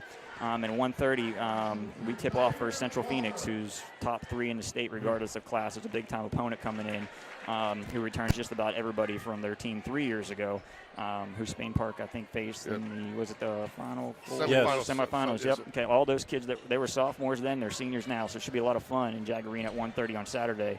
And that kicks off kind of the 4 games that afternoon, and it's filled up with JV games, freshman games. It's going to be a lot of fun Saturday, Monday, and Tuesday in Jaguar. The other thing, I know you and Coach Hatter have an excellent working relationship. You're building a program. Speaking of that, we drill through. We just made a joke the other day, or this morning actually. We talked about, hey, we need to get someone to sponsor. Maybe it's a haircut place, right, for our guy. But he said he shot 53s or something like that the other night, and we shoot 38 or 30 some a game. I'm like, we need to make a thing where if we can make a combined 20, 25 shot or threes in a night, something happens. Get back to the free chalupa. Get back to the free chalupas at Taco Bell. Shoot some T-shirts out in the crowd. Yeah. But I mean, he's doing a great job. You can see his girls believe. They're starting to really buy in and learn how to play, and they're having fun, I think. Yeah, but what I wanted to touch on, though, is not only that, but it's something that I think has been very rare. You talked about the freshmen. It's Coach Vakakis letting his freshmen come up, even though they're still playing and dressing. He's allowing them to participate. He wants them to get that freshman basketball. Yeah. And a lot of coaches, and I know you came from an experience that probably wasn't the same, where you don't have the football support and the support of all the other programs like you do baseball and all those coaches. And I think that's something unique at Spain Park. Have you noticed the same thing since you've been there? Yeah, that sounds like a loaded question, so I got to be careful what I say. But it's nice to have everybody push in the same direction. In the football kids, they're able to go up and contribute on the scout team, and they're able to, obviously still be at practice when they can and play in games. And then the flip side will be like in January comes around, they'll be able to do football workouts and spring football workouts and baseball. Some of the guys, you can't hit a baseball if you don't pick up a baseball bat all winter long. So it's, everyone's kind of pushing the same direction. And it's been fun. It's a lot of fun. The vibe on campus is amazing. Our administration's first class. So it's just a special place. Yeah, I wasn't trying to set you up there. We actually talked to Coach V about it on the Jag Connection on his Sunday night show, and because he talks about what an important experience is. You can't get freshman basketball back. I know. And that's where you're developing some of your skills to be able to play. Right. And evolve in that sport. And if you don't have some of these kids playing as freshmen, they may not come back as play sophomores, juniors, and seniors. So right. And I'm sure I played football, basketball, and track my whole career, so I know it can be done, and I know how much fun it is to be able to do that. And I think it's great that we allow the kids at Spain Park to be able to do that. Go ahead. All right. The parents are going to realize that, too. They're going to take notice and acknowledge that because if you go to other schools, you're limited. They're not going to let you play all 3 schools, and I disagree with that because you become a better athlete if you're allowed to play other sports. And the parents are going to I think more kids are going to gravitate towards Spain Park just for that very reason. Yeah, I mean, it's good shot of it, Leonard. Yeah, and you throw all that in with the academics at Spain Park. I mean, they're top 6 or 7 in the state academically, and they just prepare kids for college. I mean, I can't tell. Or you get on the ACTs on our team, and it's like, you scored what? Yeah, you got to times mine by 2 to get their score. Last one, are you still a Nittany Lion at heart? Oh, yeah, I'm big-time Nittany Lion. Big-time Nittany Lion fan. Got the Steelers game on record tonight, so hopefully we play well tonight, so I don't got to break down too much film. But Nittany Lion fan, I mean, I'm in SEC country, so, that Big Ten, though, is looking pretty good in the top 5. They're dominating the standings right now. Yep, so we'll see. We got a chance. So we'll let you go. I know you got a game coming up here in just about 20 minutes, hopefully, and I want to thank you for joining us. And we'll get you on some more, and we're going to come out and we are going to be broadcasting. We'll get a schedule out, broadcast some of your tournament games. Get us that schedule. Absolutely. And maybe we can get you on call. Oops, sorry. Maybe we can get you on for some of the games with us while you're not playing, because we'll cover everybody's games when we're there. So go Jags tonight. Thanks for joining us. Coach DJ Black, men's basketball coach. Thanks, Coach. Appreciate you. Good luck tonight. Yeah, I've never been accused of trying to set somebody up, but I think I kind of almost did there, Mike. That wasn't intentional, though. It was more of a well, here's the thing. It's not just one or two schools. The majority of high schools now, these coaches are being selfish. Yep. And they are – and this is nothing new. This goes back in this area 10, 15 years to where – athletes that should be and could be playing 3 sports. Ooh, in and out. It's 3 by MC Hunter. Good look, though. We're not allowed. Nice. Again, Jags being relentless on the boards today. I don't know what he fed them this morning, but I texted him Jordan today, JoJo, and said, play like an animal tonight, and I think all the Jags are. Yeah, and came out to a really hot start. Ava hit a 3. Had a nice drive, good ball movement. She was very patient on that drive. You notice she kind of set that up, and then it kind of went just. So leads out to 21. And I tell you, one of the things I like here too is the Jags are attacking. They're picking up some fouls, and that's going to play. That could make a difference here in the fourth quarter here with the Eagles get into foul trouble. 3 team fouls. Lindy gets it into Ava.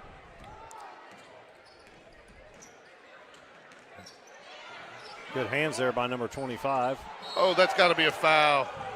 They're going to get number 3 That's going to be the 4th foul here on the team here with the 4 minutes left. Next foul, Jags will be shooting 2 from the charity stripe. Foul called on Addison Green for the Eagles. Gets it into the backcourt to Ava Leonard. Tell you, I don't like how you're having to pass it in right next to the table there. That table's up a little farther than you see sometimes, and it looks like it's kind of cutting off her angle a little bit. Jordan from the corner.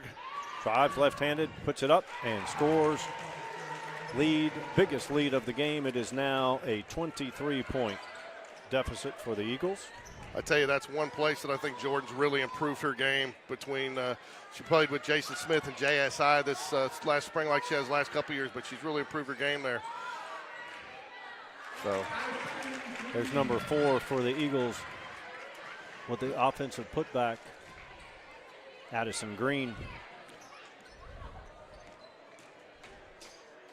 Drive. No, she's going to get. Basket goes, but it will not be allowed. They'll get Ava with the charge. That's where I think, again, that's where I think some of the immaturity, she's got to be a little more patient there. She didn't have the numbers. Kicked that one out. There were 3 people on the perimeter. And, again, they could have driven it in. Picks up another foul, and that's what hurts the most right there with her is getting her back into some fouls there where she's got to sit the bench right now. Yeah, she'll learn. She could keep her dribble there instead of leaving her feet and get it all the way to she can get all the way to the rim. Nice dish off there. No doubt she's going to be a phenomenal player, especially when she gets a little bit older, gets a little bit more mature, gets a little bit more patient at times.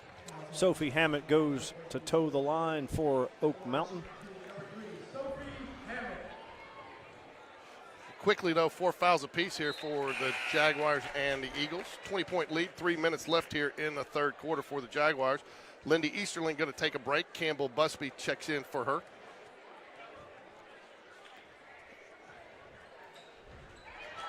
Rattles in and out and goes down, finally goes down, back home. Beat the press with the pass, exactly how you're supposed to do it. Good save there by Campbell. Jordan for 3. Oh, off the back of the rim. Stays with the Jaguars. I tell you, I told her the other day, her shots are looking good. Her form is looking good. She's just a little, but they'll start to fall. You keep shooting that shot. Yeah, these girls, they have the range, and they're not shooting outside their range. And again, like you said, get open looks, and then they're going to fall. Yeah. Well, that's the thing. They're getting good looks. Coach Hatter with a TO. 2:44 remaining. The lead is 19. Again, you don't go into slowdown mode here, but again, this is where the Jags, it would behoove them to, make sure they're working for a good shot, take a couple of seconds off the clock. That's one of the things that cost them at Hueytown. Up by 4, they get the ball up court, take a first 3, only take 4 seconds off the clock. Hueytown comes down in transition, gets the score. If Jags had worked and then end up to get their final basket with about 8 seconds left to go ahead, you work about 15, 20 seconds off the clock. You basically make them play at a faster tempo. Maybe they don't get some of those shots that they had the time for. So Jags with a 19-point lead. They were up as much as 23, and they're doing this without Tegan, one of their upperclassmen leaders. Yeah. Tegan's under the weather. Well, and we're Tegan. Not only is she going to get you some points, but she's a monster on the boards, and she's going to get you quality minutes. And again, take some of these other girls, possibly you spread out those fouls over another body, right? And so got MC all the way in the backcourt. Jordan Corey going to pass it in for the Jaguars in the corner. Hate passing it in there, but you don't have a choice. Can't move.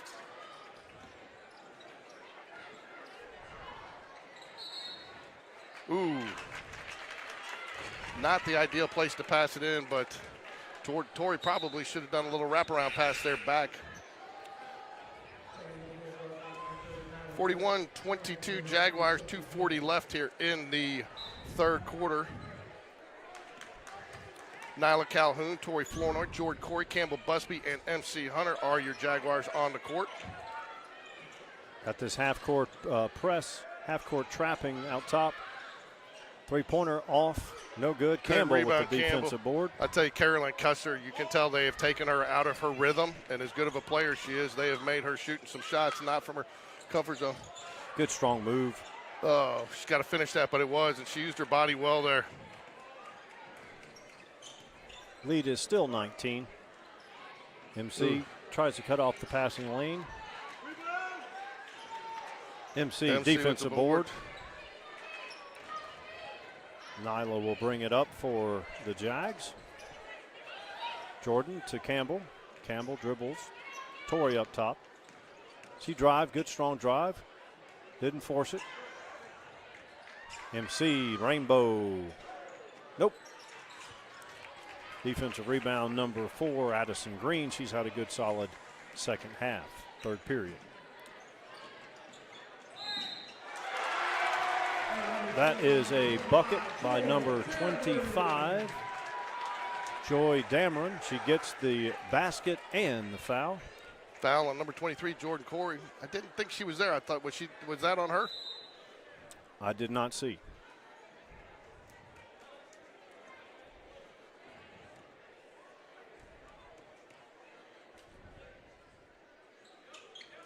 She completes the three-point play. Lead is down to 16. Eagles chipping away at this lead. And, oop. Athletic trainer Nate just took one in the face right there. Yep. Ava Leonard going to check in for Nyla Calhoun. Trinity Daniels was going to come in for somebody, but we'll have a little confusion. Jordan's going to take a seat there with, I think, her third foul.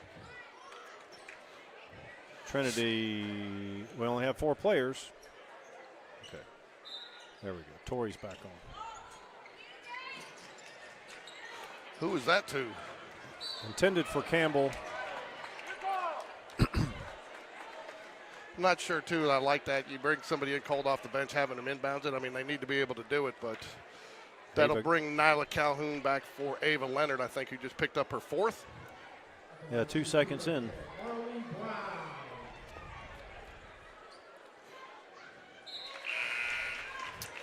Jaguars got a little sloppy here.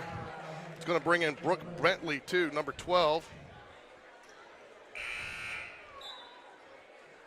It's going to come in for Trinity Daniels. Yeah, Coach Hatter was not happy with that pass.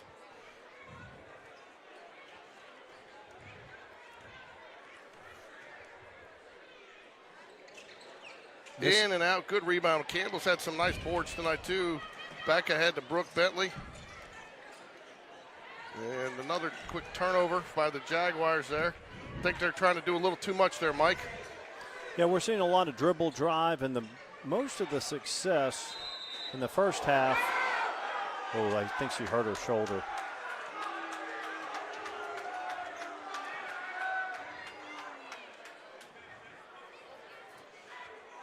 What did they call there? Did they end up calling the foul, or did they call it a jump ball?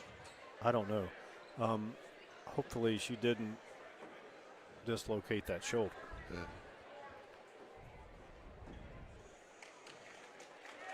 Got it, girl.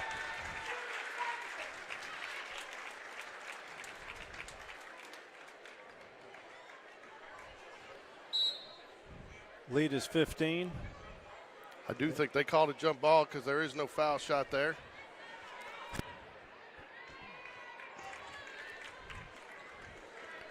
Inside a minute to go, third period. Brooke Bentley, Nyla Calhoun, MC Hunter, Tori Flournoy, and Campbell Busby on the floor for the Jaguars. NC almost a takeaway.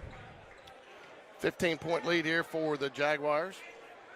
Possession arrow favors the Jags. 55.9 left here in the third quarter. Kester for three. And she got it. Nice shot. Lead has been cut to 12. Jags need to settle down, play their game here.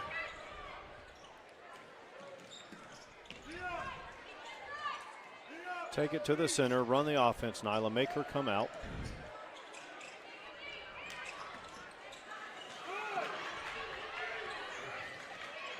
I will say this, Oak Mountain's defense has been much better in this third period, or the second half of the second part of this third period.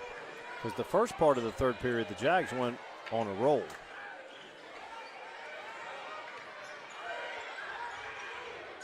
Dameron for two, count it, and the foul. She's going for her second three-point conventional three-point play in this quarter. Jags up by as many as 21 in this quarter, down to cut it to 10, get a chance to go single digits here with the free throw. 41-31 here, and she converts. 13 seconds left here for the Jaguars. Up to MC Hunter.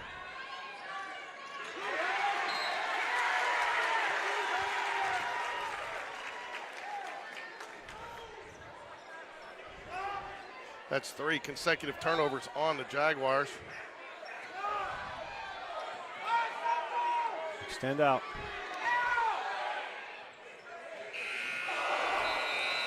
All right, Jags lead by 9 here going into the fourth.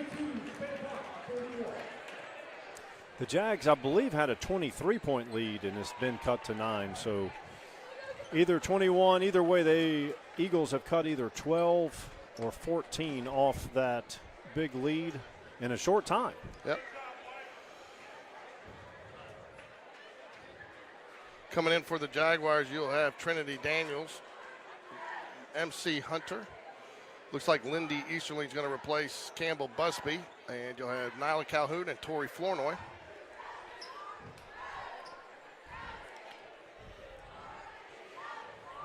Jags will have the possession. How many fouls does Ava have? I think she has 4.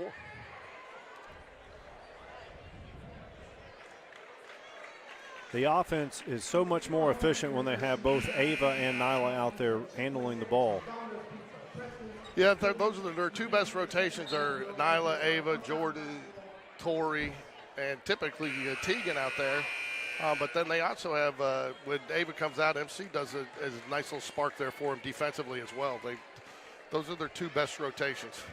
With Oak Mountain extending in the pressure now, they've got confidence. Jags desperately need a basket here.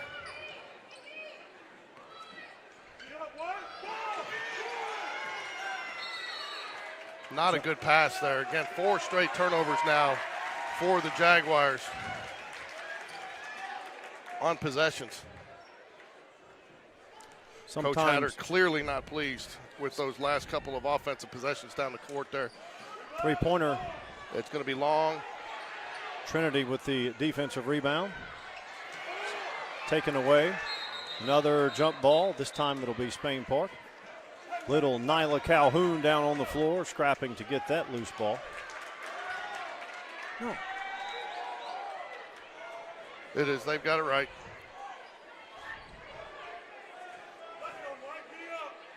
Tori to inbounds. She gets it into Nyla. Eagles in a 1-2-1-1 full court press. Get it across. Good dish out. I mean, where do we start getting all these passes at the feet? Another jump ball. We've had several jump balls in this. That's 4 bad passes in a row down here, too, on the Jags end of the court. The scoreboard says third period. We are in the fourth period. No look pass.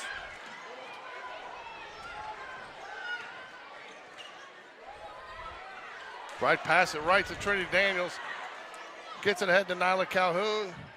She doesn't finish. Trinity goes for the offensive rebound, doesn't get it.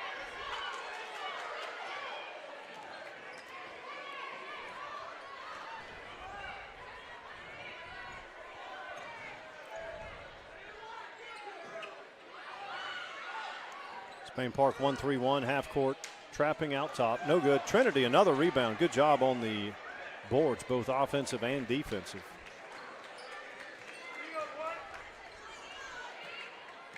Jags desperate need of a basket here. Torrey for 3. Money.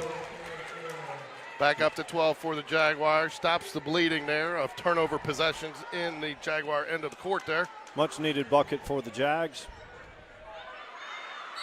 Oh, gets called for the foul. Like the effort. I like the rebound she's getting.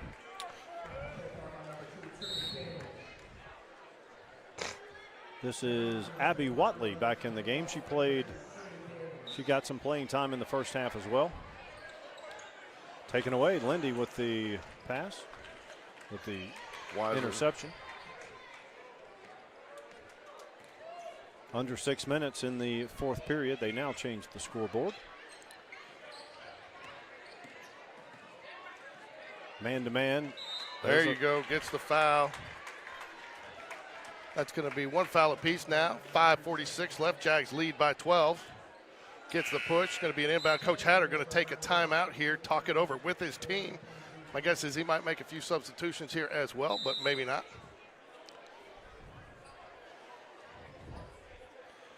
It looks to me like Spain Park is spreading the floor.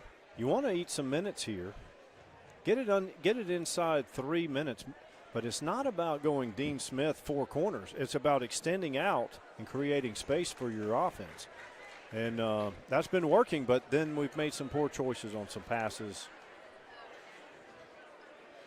Well, to your point, Oak Mountain's been playing a lot more aggressive in the second half, well, since about the second half of the third quarter. Yep.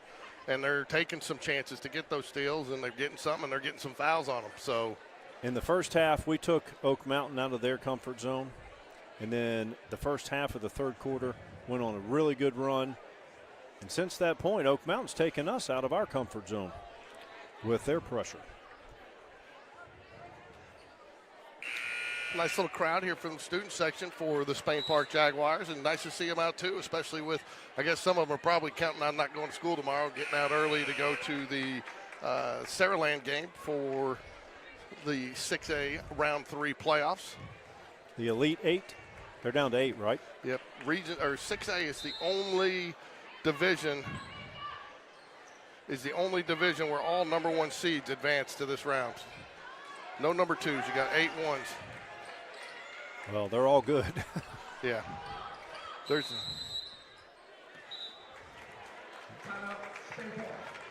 calls a 30-second here.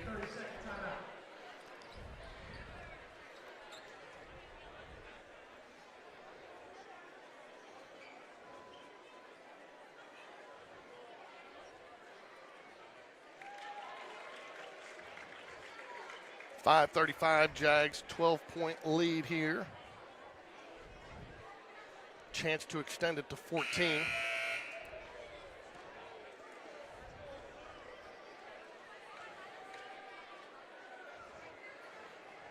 Coach Hatter's played, I think 10 girls, 9 or 10 girls have gotten minutes tonight, which is normal, which I love to see. And if you're going to play an up-tempo pace and you're going to press full court, you're going to have to use more bodies. come on. I mean, how do you get that out of a timeout? It looked like she was timid to pass that in. Kester with the ball down to the Nyla scrapping on the ground. Oh. Going to get MC with a blocking foul. They'll be on the floor, so Eagles will inbounds underneath their basket.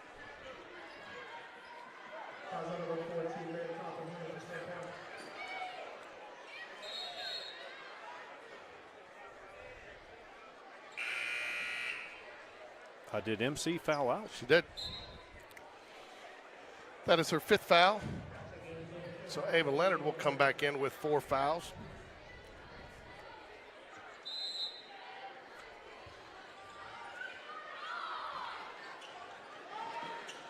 And that is going to be off the back. Fight for the rebound. Putback is good. That is number 1. Back to a Zaire 10-point Walker. game. Good look. Draws the contact. Shu will go to the free throw line.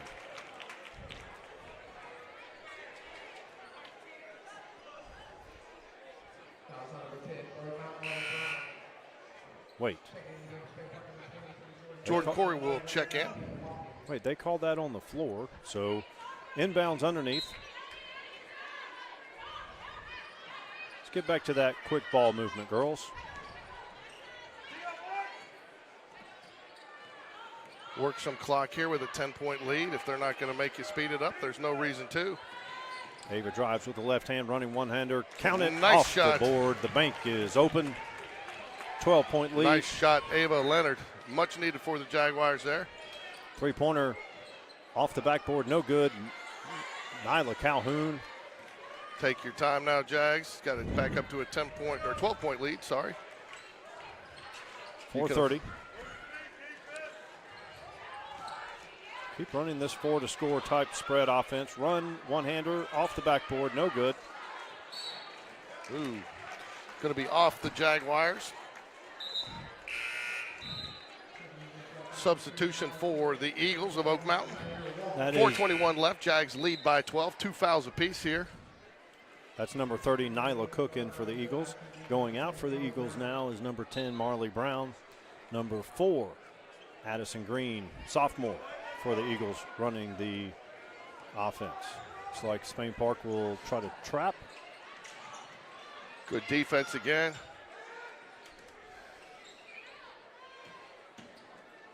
Caroline, oh, that's going to be on Ava Leonard. I believe that is her 5th. Oh, no, they end up calling that on Lindy Easterling. Yeah, she knew she fouled her. She did. Well, all I saw was Ava looking back like she had drawn the contact. So Ava I think that was more hope. It was hope don't call it on me, right? Yeah, she had a couple of phantom fouls in the first half. The other 2 were definite. So she was hoping that didn't get called. 4:04 yet to go. Free throw, good. Good, Jack. She's pretty much automatic there. Inbound to Ava Leonard. She'll bring it up. Pass back to Jordan Corey. Over to Nyla Calhoun. Over to Ava Leonard. Good thought. Just not enough juice on that pass. Good takeaway. It's not Eyes there. up, She eyes does. up. Good idea there, Nyla. Bring it back out. It's not there. Clock is your friend right now. Good blocking foul. I like that too. Like with your eyes up there, pass it out. Draws the foul, their 3rd foul there on the Oak Mountain Eagles. 10-point lead for the Jaguars, 3:37 remaining. Going to have another substitution here for the Eagles coming in. Oh no, they're going to take a timeout. Okay, so you know what I'm going to say right now. I hope they go 4-to-score or 5 out, whatever you want to call it, and make Oak Mountain come out. And then you're going to get a layup. You have a 10-point lead, and if they don't apply pressure, they being Oak Mountain, if they don't apply pressure, then you're going to run the clock down. And look, I didn't think these girls, last year's team, I don't think they could have run the sets offensively and defensively they're running now. Well, without a doubt, they couldn't run it. So I want to thank everybody for joining us tonight on Game Day Sports Radio for your Jaguar action of Jaguar basketball tonight. stick around for the second game in our doubleheader action. Spain Park varsity boys will try to move to 5-1 on the season. As Coach Black said, it's a fast pace of basketball, and it's a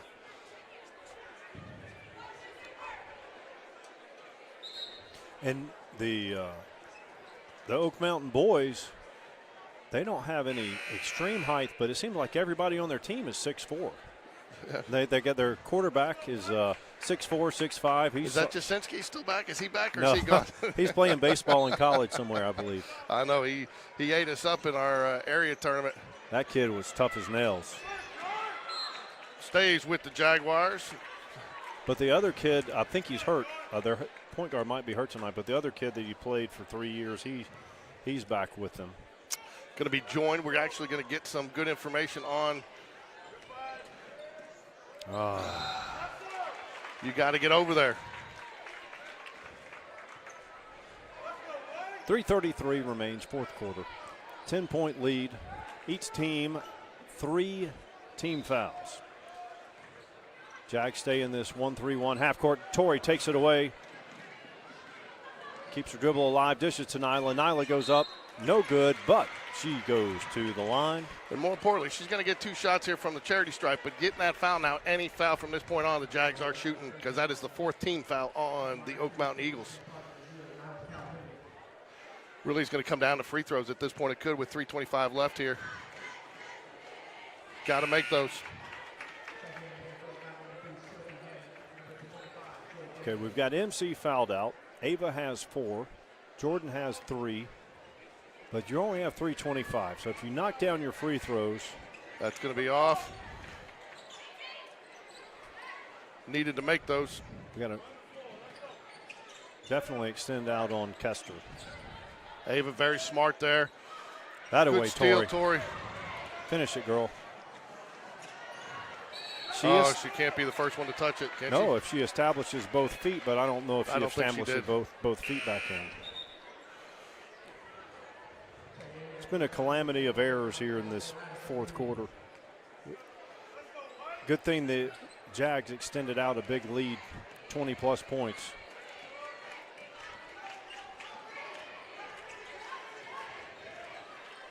Sometimes teaching moments can be hurtful. But if you get a teaching moment and a win, it's a double bonus. It's going to be a kick ball, 2:49 left, 10 points. It will be Oak Mountain inbounded from the far side of the court. The Eagles have not figured out this 1-3-1 half court. No, it's actually not even a true 1-3-1. And George says, I mean, it's something they've worked on. It is a tough defense to play against, and again, to your point too, it's nice to see the Jaguars being able to run multiple defensive sets instead of limited to sagging in on his own. Three-pointer just misses. Ava Leonard, defensive board. Nyla, right side. She gets it to Lindy. Reset it. Make them come to you. 2:19. That's it. Make them come out. Extend. Now we're seeing it. Spread the floor. Make the Eagles commit. Dean Smith will be proud of this. Jordan for 3. Down and out. No good.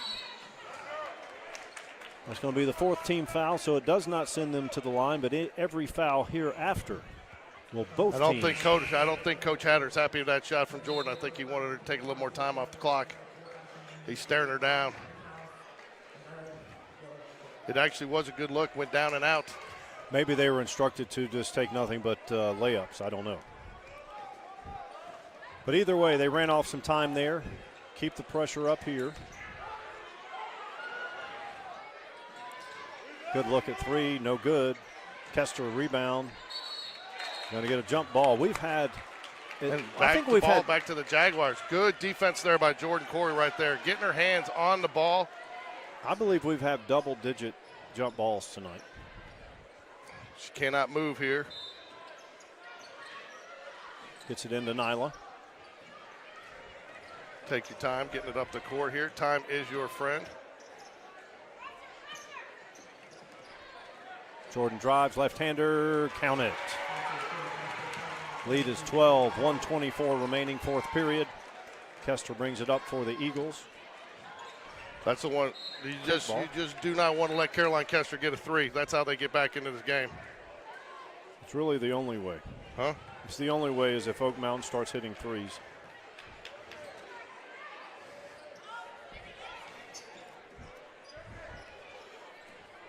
You're fine with that. Let them pass it into the backcourt.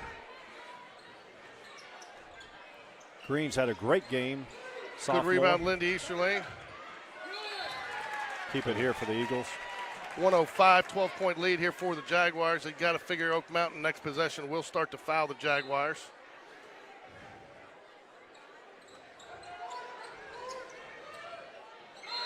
Five-second call. Good defense by the Jaguars. Oak Mountain has no choice but to pick up full court. JoJo to inbounds. She gets it taken away. Here's Green. Turnaround, two-pointer good. Wise decision there by Jordan to get the ball in quick before they had a chance to set up their press.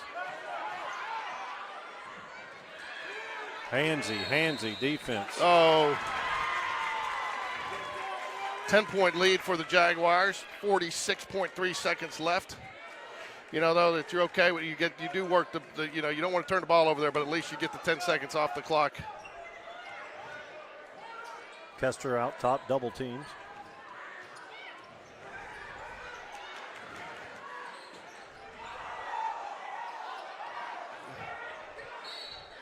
Stays here. Stay with Oak Mountain. 31.7 seconds left. 10-point Jaguar lead. Oak Mountain going to use a timeout. How did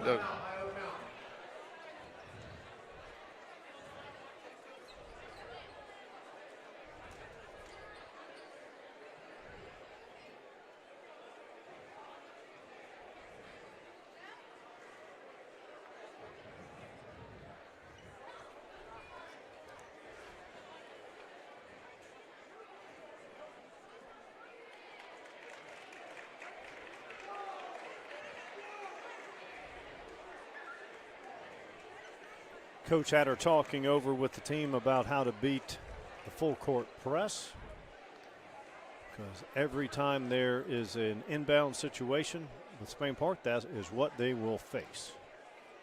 10-point lead, 31.7 seconds. Both teams are in the bonus. Any fouls will result in free throws for the remainder of the fourth period. All right, so here we go. Jags, Oak Mountain will be inbounding here with 31.7 seconds left. Got to be careful here with the inbounds pass coming right back to her for an easy three. Close to a 5-second again. That's going to be Ava's fifth foul.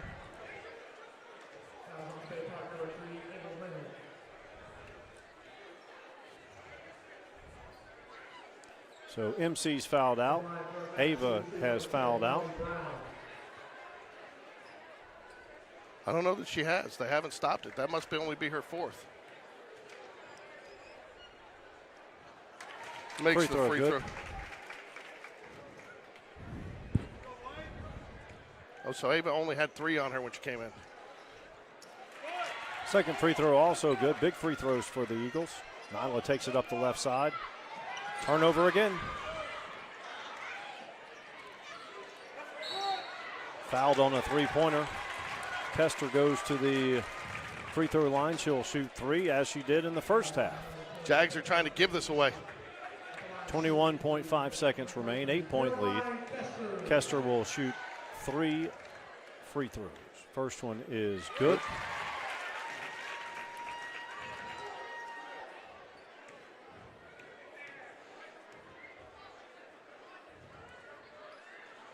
Also, good. Lots of rim there.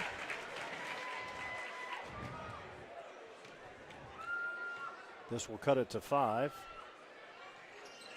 And she does. Coach Hatter will use a timeout there. So you got to figure Oak Mountain's going to foul as soon as they get it in here, don't you? Or do you think they try to get one more turnover here if they can? Well, the way Spain Park has not been protecting the basketball, they might give it a few seconds.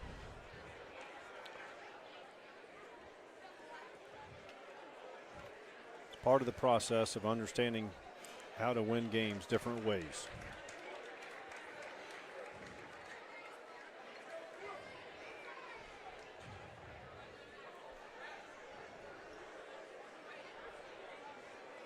So did not expect it with a minute left that we would be in this situation, but Oak Mountain, you got to give them credit for fighting back here. Yep. From the midway point of the third quarter till now, they have been relentless on the defensive end, creating turnovers, creating chaos. And it's going to be a definitely a learning experience for the Jags.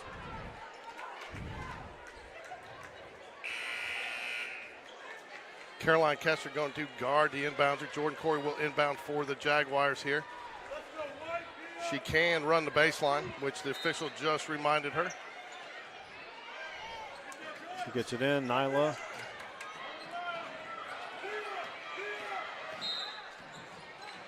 Kessler with the foul. That will send Nyla Calhoun to the line.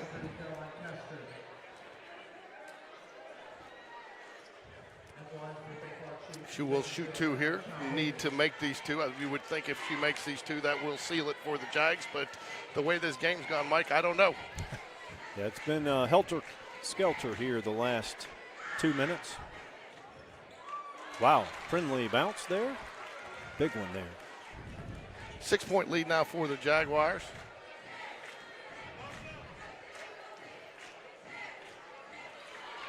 Second free throw misses. Good Taken steal, away. Jordan Corey.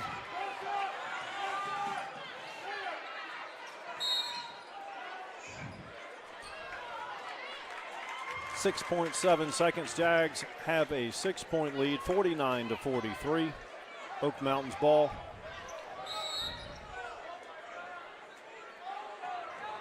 Timeout, Eagles.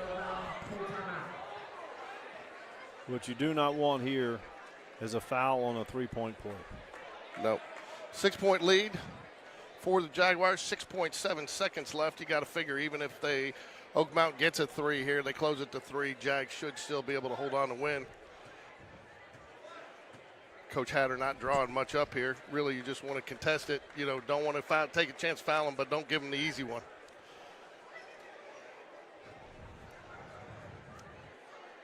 Talking to Coach Hatter, we were talking earlier about the Jags. This is, I think, their sixth consecutive game now. Jags should move to 4-2 if they hold on and win here. Fourth consecutive game, though, with 40-plus points. Last year, I don't think they scored 40 until Christmas time, and I think they only had 3 or 4 games over 40. So definitely a much-improved Lady Jaguar basketball team this season. On both ends of the court, and especially defensively. Yep. So, again, you like it, too. The Eagles are going to have to pass it in here from just past half court. So you got to figure they're probably going to try to go with some type of long pass down over maybe Caroline Kessler in the corner there. Green to inbounds.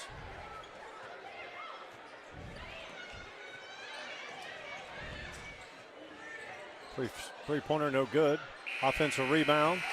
And the Jags hold on to win. That is a Jaguar victory, ladies and gentlemen. 6-point Jaguar victory on the road at Oak Mountain. You know what? And this is a little bit of a rivalry, even though that the Jags down at 6A now. This is one that you know the Jaguars really wanted. So they're about a mile and a half apart. Yeah, in fact, some Spain Park students passed Oak Mountain to go to Spain Park, and some vice versa. So right. Got to give the Jags credit to hard-fought win. I like what I saw out of the tough and the grit going to the basket on several things. So, you know what, though, Mike? I'm going to take this opportunity to go get myself some of those tasty nachos. Okay.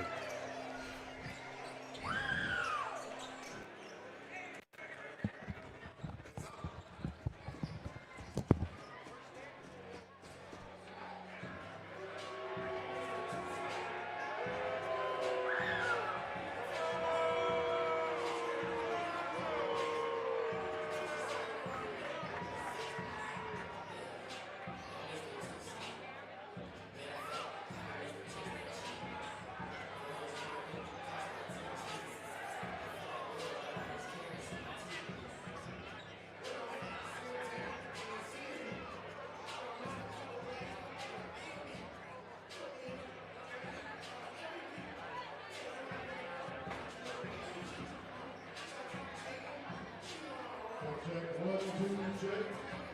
7, 2, check.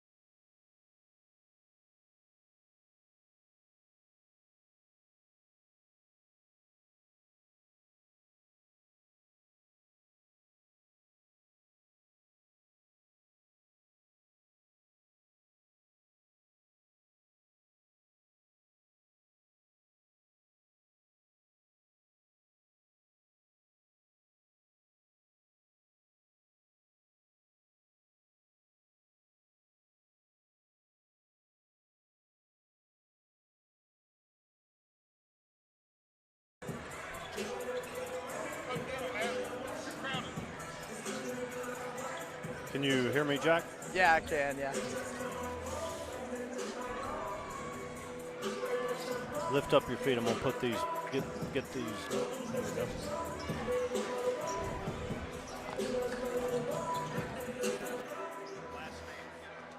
go. Reed. Jack Reed from Oak Mountain is with us on this broadcast as the Jags will take on Oak Mountain. So, Jack, how's the Eagles look so far in the early season? I mean, we're undefeated. We beat Mortimer Jordan by 20 on Tuesday. I think we've won by 10 plus on every one of our matchups. Started a home opener against Clear. That was a really good win. Very senior heavy this year. We've got a lot of seniors, a lot of upcoming juniors too. We're looking pretty good, and I hope the season continues to stay that way. Unfortunately, one of our best players, Chris Kennard, is out tonight with a sickness, had a fever late this afternoon at about 3 o'clock. Wanted to do pregame, but coach just would not let him, just to preserve the season, so he is out tonight. The years past, you see all these banners here in the gym. The years past, Oak Mountain usually had a 6'8", 6'7" guy or two. This year, they don't, but they're still very long. They have length. Everybody seems to be between the you don't have any 5'10" guys out there. Yeah, not really. I think the shortest guy we probably have is Pat Knight. I think we've got some bounce too. We got a lot of guys that can dunk. We got a lot of guys that have some bounce. Got a lot of shooters. We may not have size, but we do have the bounce there, and we have really good physicalness in the paint as well. Gray Playa, one of the seniors that you referred to, he comes from, his whole family's loaded with athletes. His sister plays collegiate soccer. His dad and uncles were good athletes.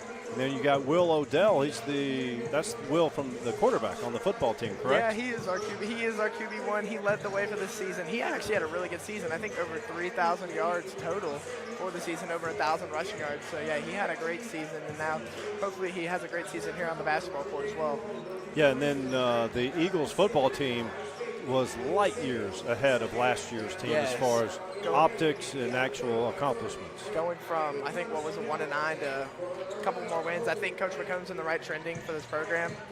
And it was a really good way to end the season as we had a 43-yard game-winning field goal against Chelsea, which was a very nerve-wracking game, and against our biggest rival. So now let's hope the sports season for this high school continues in the right way with basketball coming up. All right, the kid that played last year, Kaczynski, is he playing baseball in college? I think he's just at home regularly. Okay. I don't think he went collegiate sports. He was a really good player. He was. Yeah. He could shoot the ball. He could shoot the ball deep, and he was good at baseball. 90-mile-per-hour fastball is what I heard. Yeah. I think one of the big stories of tonight is an ex-Oak Mountain guy, Garrett Gorman, making his return to Oak Mountain High School for the first time since probably his last game. Oh, yeah? Now, who is this? Garrett Gorman. I think he's number 11 on those teams. Oh, yes, the transfer now at Spain Park. Yes, the transfer. He brought some much-needed height. As you can see, Spain Park has limited on height, and we've got two lengthy guys that are still playing football, so we don't have them yet. They have a big game tomorrow night, huge game. Yeah, that's going to be a tremendous challenge. I've got a very athletic guard, and I think Joshua Fonba, he's very athletic. I've heard very good things about him. Yes, he was hurt pretty much most of all of last year, and then in the big win over Vestavia, I believe he had 24, had really good stat lines, 24 points. And I think he had a half-court shot, I think, in that game too. You're going to see both teams. I think both teams pretty much are going to be high-paced, up-tempo tonight. Yeah, we play with a lot of tempo. Coach Ford really pushes the guys to get to their best of ability. He's very well coached, very poised, makes great decisions. I think for Spain Park as well, new coach, right? Coach from Thompson, DJ, I think Coach Blackwater. Yep, yeah, his first year. He's brought in a lot of excitement, and he's done a good job with the program. He is really taking off where Coach Latch left, and now Coach Latch was such a great coach as well. Yeah, many thought Coach Latch was the best high school coach in the state, and still may be since he's still in the state. We'll see how things go down at Orange Beach. Oh, he went to Orange Beach? I thought he retired fully. No, he went to Orange Beach, as did the Spain Park girls coach the year prior. Coach Jace is down there, so they have both. Wow, that's a Number 0, Josh Fonba. The aforementioned Josh Fonba. He's got a younger brother on the varsity squad as well, Jonathan Fonba. Harrison Stewart has range. He can shoot from the logos. Sam Fox was at Spain Park, went to Shades Valley, came back to Spain Park. Number 11. Can you guys hear me okay? Can you hear me? Can you hear me, Mike? Yep, we can hear you. All right, I'm not going to try to mess up y'all's broadcast. How you doing? I like it. Jack Reed, Oak Mountain extraordinaire. Yes, let me see if I can get a shot of him here in his suit and tie. Yes, so kind of a little mismatch. I chose it this morning for school, but hey, it's character. Working with it. So always, not always welcoming to the visiting fans, but for you, Jack, we'll make an exception. Yes. And I love y'all's program. I love what y'all do for all of athletics and Spain Park Athletics the most. I think y'all do a great job with what they do there. Well, since you guys don't have the sports media department, we'll get together. We'll come do a few games with you if you want. Yes, sir. That sounds amazing. Senior 12. So you mentioned your partner from last year is at South Alabama? Yeah, he's in South Alabama doing media and communications. I was just going to ask you, is he doing it? Is he taking it, trying to stay in the industry? Yes, sir. I think he is, yeah. You tell him if he comes up. My stepson, JT, is at North Carolina Greensboro. He's going in the same field, and we're doing some stuff over the summer to help build his portfolio. So if he ever comes up and he needs to do some stuff, he wants to come call some baseball or something with us, let us know, and get him on. That's really good. That's really good stuff. I'm probably looking to go to, I think, Sanford for sports media and communication. I think they have a really good sports media program over there. So what can we expect tonight, Jack? If you guys hadn't already if you've already covered this, and just tell me to shut up. But what can we expect out of this Oak Mountain Eagle team? I think a fast-paced game. I don't think it's going to be slow. I think it's going to be very fast-paced. We play with a lot of fast pace. I expect Spain Park to play with a lot of fast pace.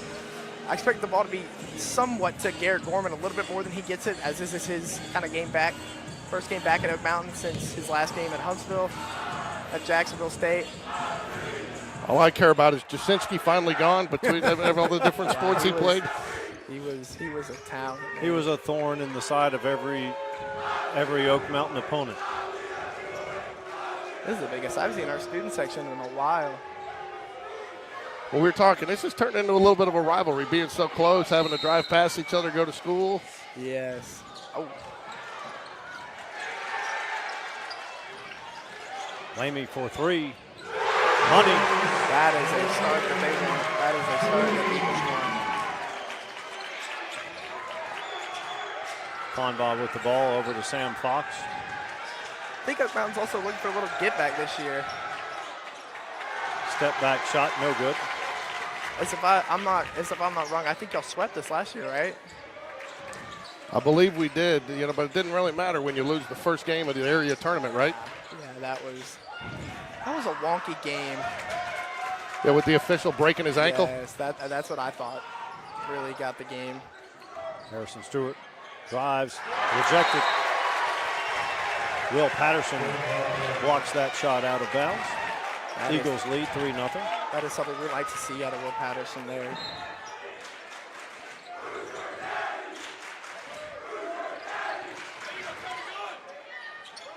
Contact, no foul. Defense there by number 13, Blake Benson.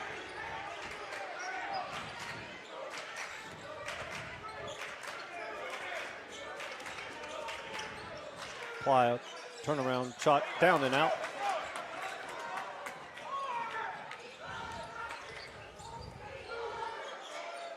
Sam Fox for three, no good. I did hear today that y'all do like to use the three a lot. That is kind of y'all's game. When you don't have length and you have players that can shoot it,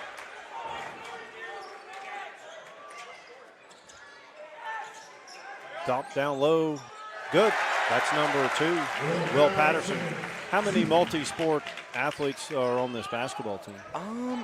I'm pretty sure if we count, Blake plays baseball. Xander plays baseball on the bench, number 4. And then I think Jake Hartsfield plays baseball as well. And then Will Odell plays baseball and football. Morrison for 3, short. They'll hear it from the Oak Mountain crowd after the air ball. Yeah. If we play good, our student section really gets into it. That was wide open. Sam Fox. It's going to end up as a jump ball. Eagles lead 5-0, 5:40 remaining first period. Wholesale substitutions. Coach Black did not like what he saw, I guess. 5 come in, 5 go out. That was a nice substitution there. Quinn Davis is in. Well, Jags like to play up-tempo. You got to have a lot of depth on your bench to play fast pace like that for 32 minutes. Quinn Davis, Blevins, Walker, the younger Fonbaugh. You said And- Blevins. I was like, he graduated. Mike. No. It's nice to have Josh Fonbaugh back. Three-pointer. Good. Money. That is number 21, Jackson Fixler. That was really great ball movement under the basket and then way to get it out to the corner. That is what I think we're going to see a lot of from Spain Park tonight. A lot of inside-out passes. Jackson Fixler, not a big scorer for the Jags. He doesn't get a ton of playing That was time. deep. Wow. Wow. Chase Lane's feeling it. Lamey's got 6 of the 8. That one from the parking lot. That was. Usually, if you do not make that, Coach Floyd will take you out in an instant. So he took a chance with that one. They are playing with Nice move intensity there. right now, and this crowd is loving it. Hoop and the harm. Basket's good. Number 2, Patterson, goes to the line to complete the conventional three-point play.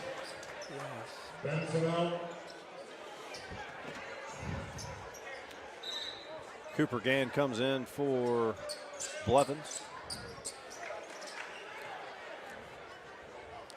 Obviously, for Spain Park, I think it is pretty hard to replace some of the great starting seniors I had last year in Corbin and TJ and Chap. I think that has been a big role in what they have brought here to the basketball program this year, is filling those spots. Chapman's younger brother, Crawford. I'm only going to call him Blevins because if I try to use his first name, I'll call him Crawford. I think a change in defense this year. We have run a lot of press defense. I think that's what I've seen a lot. We did not run much last year. Full court pressure like we're seeing here. Yes. He's more laid back.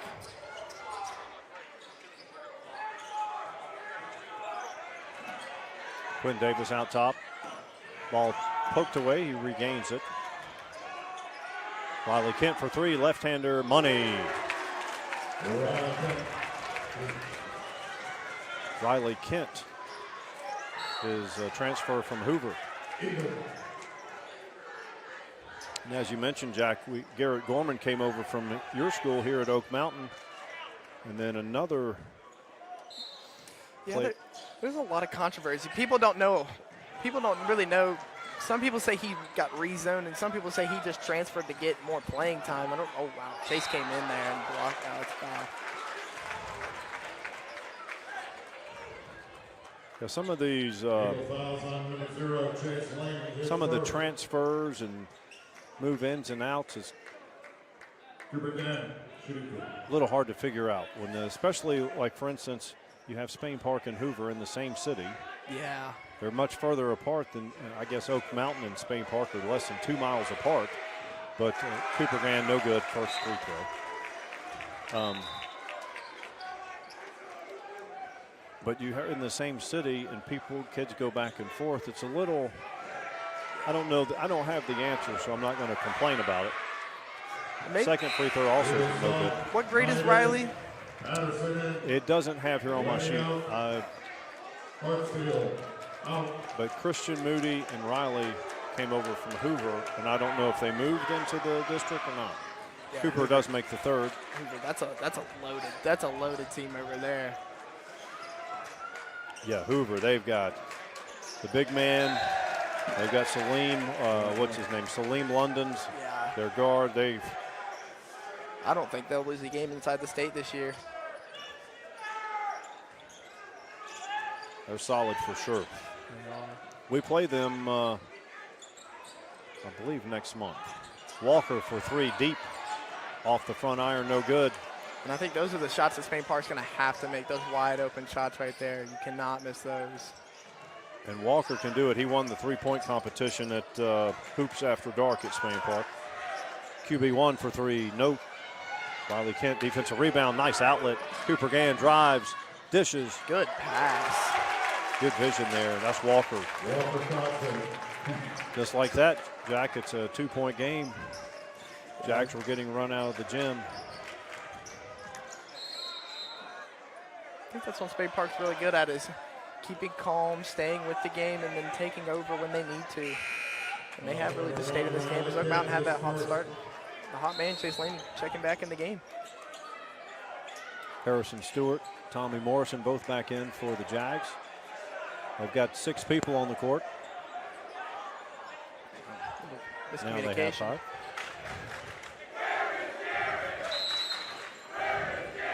Good inbounds pass there. They did not finish.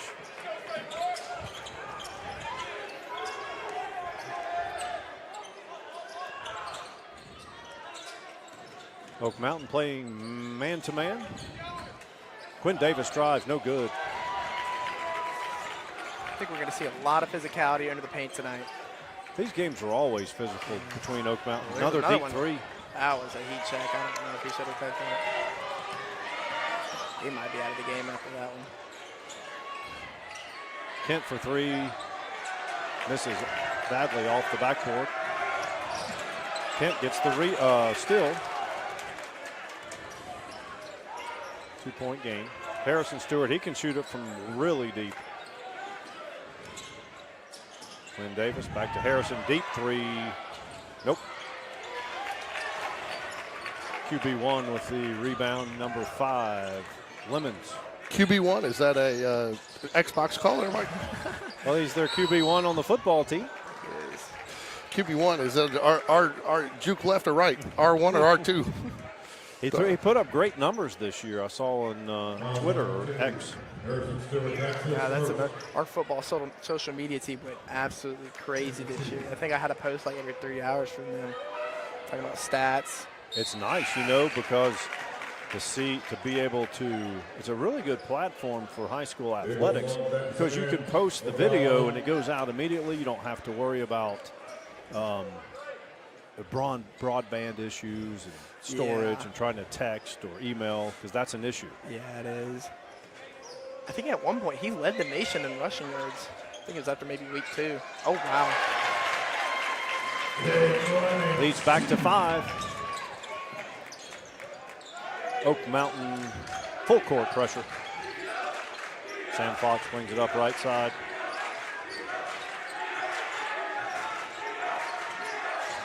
Morrison with the screen.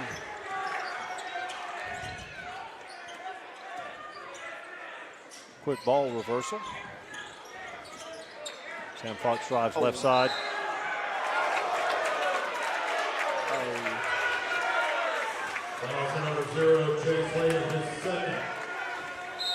Here's our youngest guy checking in against Jake Hartsfield. He's a sophomore. He's the youngest guy probably on the team. Okay. Didn't he have is that Reed Hartsfield's brother? Yes. Yeah. No, Reed. I took Reed to the Dominican Republic. I love Reed. Reed's a good guy. Yes, sir. I think he went to go on to play collegiate baseball. Actually. He did. He's at, in fact, we had a good time. So, in fact, I'm going to send him the link to the game. I did not know he had a younger brother playing over here. Eagles have numbers.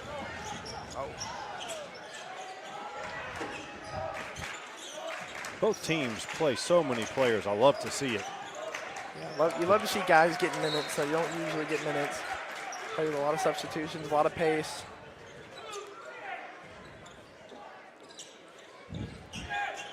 Go out, give 100%. Yes, of course. You don't have to reserve any energy. So you've got reserves coming in. Taken away, Harrison Stewart. We're approaching 1 minute to go in the first period. Eventful first period. Yeah, very eventful. Oak Mountain crowd got into it early. It's kind of slowed down since. It's a deep 3. That's a heat check. That's what Garrett Norman needed right there for his return. That is exactly what he needed. Ooh, that's going to be an over. He's feeling it now. Yeah, he's feeling it. That's got to feel good when you go back to your old school and have a nice play and hit a 3 like that. Yeah. Because he's going to hear it from the crowd if he were to shoot an air ball or he were to have a turnover, he's going to hear it. He's already heard on social media too. There was some post earlier. Ooh, close there too, Mike. Yeah, it was. But he was partially. You have to be fully established, right? Yep. Gorman. Yeah. Guarded by Playa. I thought you said Playa was out tonight. No, he was in street clothes, but he just didn't have his He didn't have his uniform here at that time. One of our best players, Kennard, is out, though. He's out with a sickness or illness, probably. He's a point guard? Yeah. Yeah. But again, you know, here's the thing with Oak Mountain, all the players seem interchangeable defensively, and that's a big key because you have guys that are 6'2" that can guard bigs, and they can obviously guard ones and twos as well.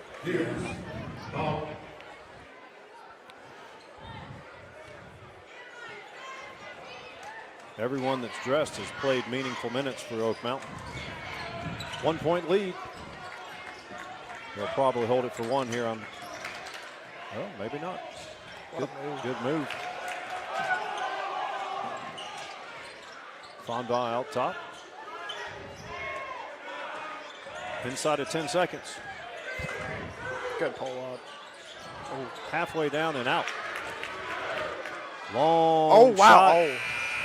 Looked like it had a chance. It did look like it had a chance. At the end of one, it's Oak Mountain 14. Spain Park 13. The team fouls were both in at 3, but they reset with the new rule. What do you think of that rule, Jack? I haven't heard that rule yet. Would you like to explain that to me? Yeah. So now, in order to get in the bonus, there's no more 1-and-1. It's only 2 shots, which I don't like that part. I like the 1-and-1. So now you don't have it at any level of basketball. But the good thing is so you get into the bonus with 5 team fouls in a quarter, and then it gets reset. So it's not. So if you have a bad first quarter and get a lot of team fouls, you're not penalized for the entire second quarter as well. Yeah, that's a different. I do remember the 1-and-1 last year. That is a big rule change. That is a big rule change. Yeah. Hey, so Jack, explain to me. I know you still got the visiting fans on this side, but I saw that you put, or has it always been that way? You got the new seats because I noticed used to be we sat on this side. Now you got the visitors on the other side. You're trying to spread them out a little bit, get the visitors right next to the student section. Maybe. I think Coach Floyd I think he's just trying to get people in the seats and watch the game. I don't know. We got new bleachers obviously last year. Our old ones were old. I think since the high school was made, those were the bleachers. So getting new ones this year was great for the program and for the school itself.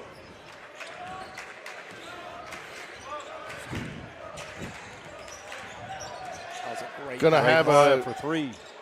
Ooh, nice shot. Money. String music right there, Mike. He burns the nets there, extends the lead to 4. That's what Oak Mountain needed right there. A big jump.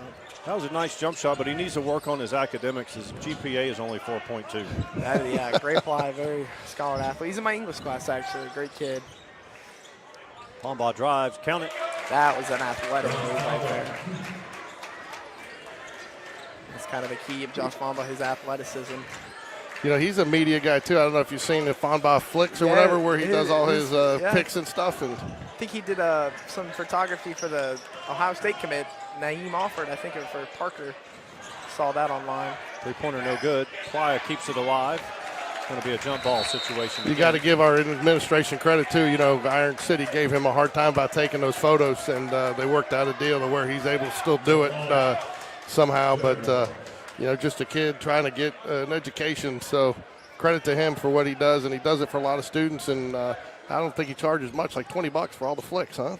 It's nice to see Jonathan Fonba on the football field, and a baseball player, Bradford, is doing that as well.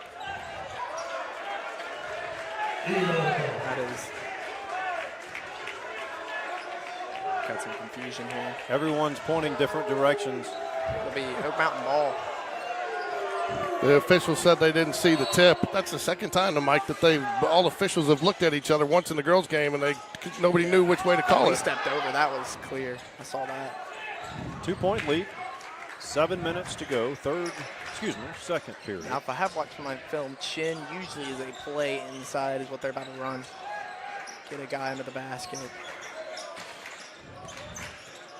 Getting to the girls' game a little bit, Jack. It looked like the Jags really frustrated Caroline Kester tonight. They took her out of her game, and They really did. Yeah. she couldn't really get any clean looks. Ava Leonard had a great game too. She was lights out from 3 in the first half. So how's I didn't realize Caroline was only a junior.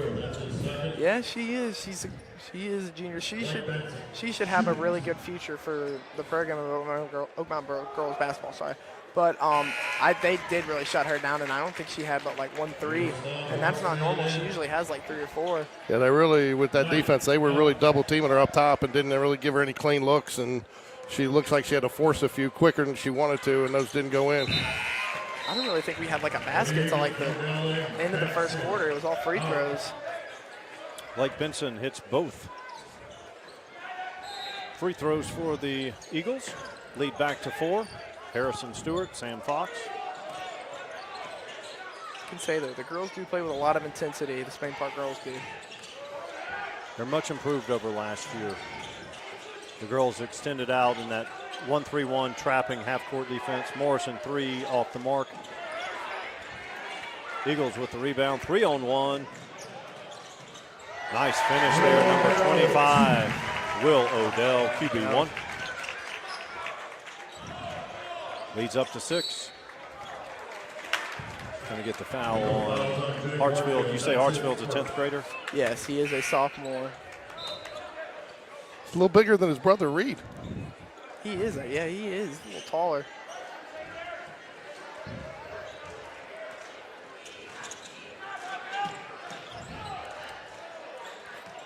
Vander Hughes on Harrison Stewart. Off the ball. Nice drive. Good drive. Great athletic finish there. That is exactly what Jack needed. Oh, bad pass. They just got a little heated there. Yelling at Jake. Excuse me, Jack.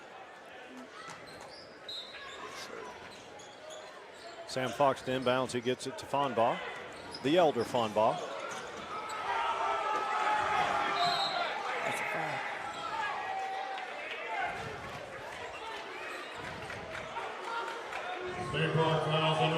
foul. This is a tough game to officiate when you have A lot of fans getting yelled at you.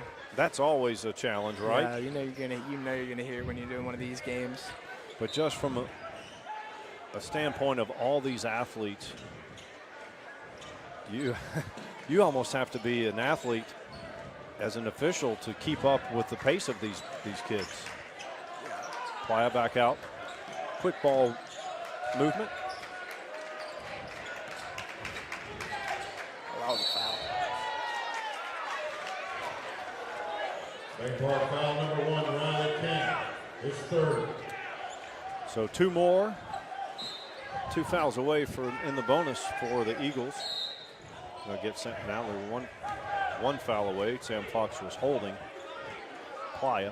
Spain Park foul number 5, Sam Fox. His 1st. So with the old rule, Oak Mountain would be in the bonus from here on out. Wow. But they still are now. Nice left hand move. Eagles push it back out to 6. I don't think I've asked. What's y'all's record this year? I know y'all went to James Clemens. That's the only game I really saw. Y'all went all the way up there, and beat them. 4-1. They lost to. No, he's talking about football, or are you talking football? Or basketball. Okay. I believe they're 4-1. Basketball is. The loss was to Pinson. I rewatched the. I watched the replay of that. Pinson had some dudes that could fill it. Yeah, I think Saturday, like Coach Black was saying, it'll be a good barometer. They play Central Phoenix City, which returned all the starters from that championship team. Yeah, that beat our team that had a front line of 6'7", 6'7", 6'9". Was that Gray and Sam Wright? Yep, Wow. and Jared. And you had what was the point guard that went to Arizona? Oh, Chase James. Chase James. Where's Chase James playing this year? I don't know. Well, he would have been graduated from high school, so he's in college. I don't know. He would have been in college. Last year would have been his senior year. That's what he transferred for. 4:45 left here in the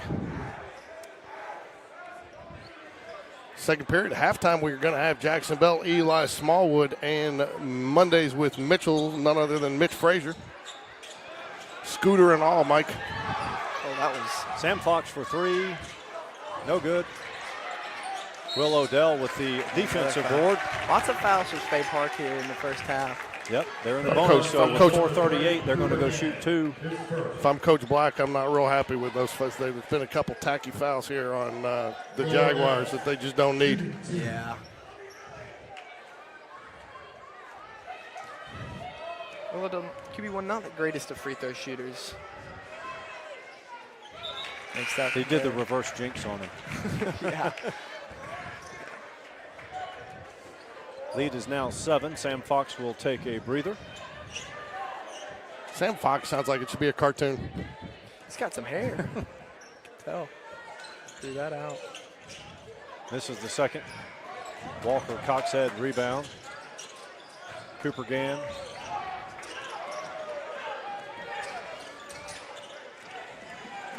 This is out. The younger Fonbaugh, no good. Mike, have the Jags scored in this second period? Yes. Oh. I don't know if I agree with that call. Yeah, I thought I think he elbowed him in the face. I don't really know about that. And foul number 3, Cooper Gann. His second. Will Patterson, shooting 2.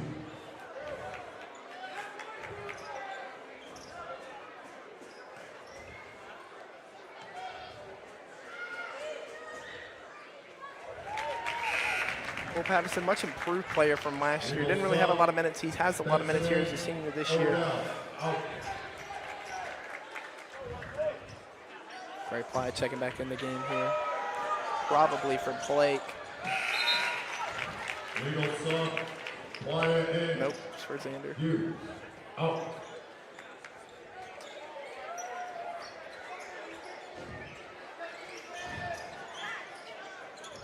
Good press defense right here.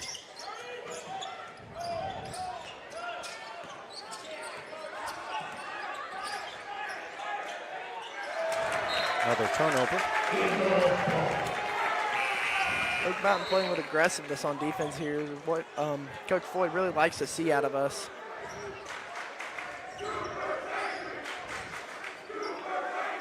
Lead up to 9. 4-minute mark. Second period.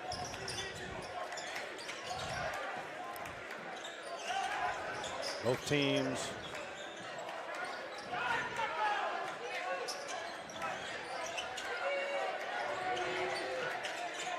close to a fight.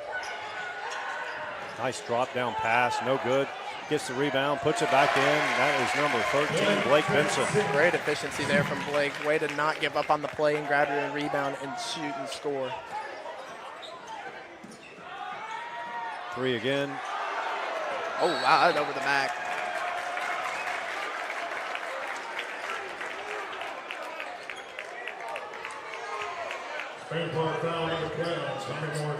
Purcell subs coming in. Here comes a new 4. Fresh start. Will Patterson, shooting 2.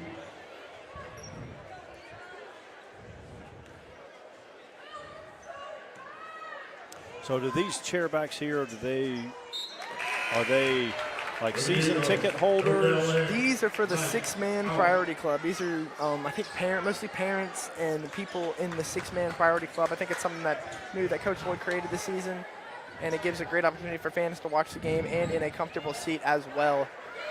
Great idea. Yes, very great idea. Okay, so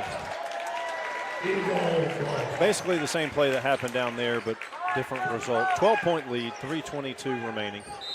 Playa to inbounds. Seeing a little enthusiasm out of Coach Black down there, man. Haven't seen him get fiery like that. He yelled at those guys right there. We have not seen, at least I have not seen our first Coach Floyd foot stomp tonight, though. He's a big foot stomper. Yeah. Jason wants to dribble. All right, Another that's gonna foul. I don't know about that. I don't know about that. That was not a foul. That was good defense. McQueenie gets the foul.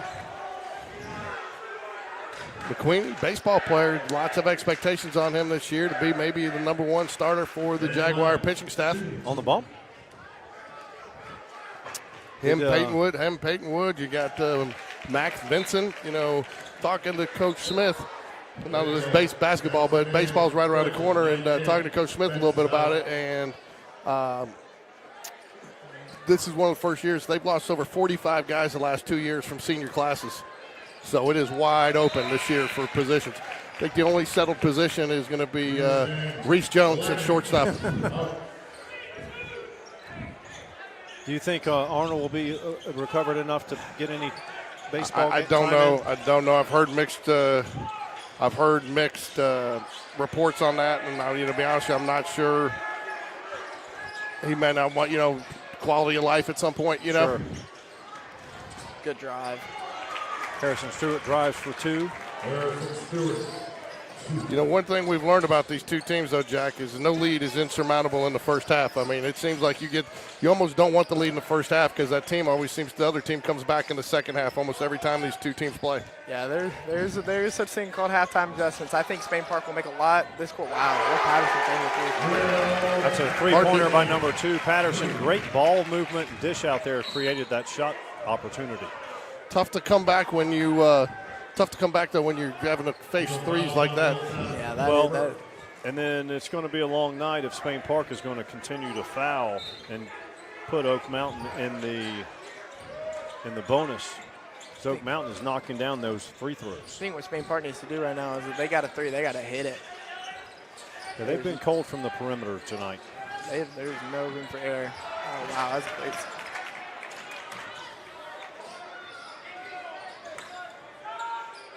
Deep 3, long.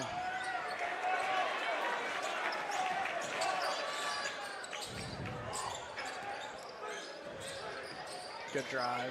Nice finish with the left. Lead is out to 17, just like that.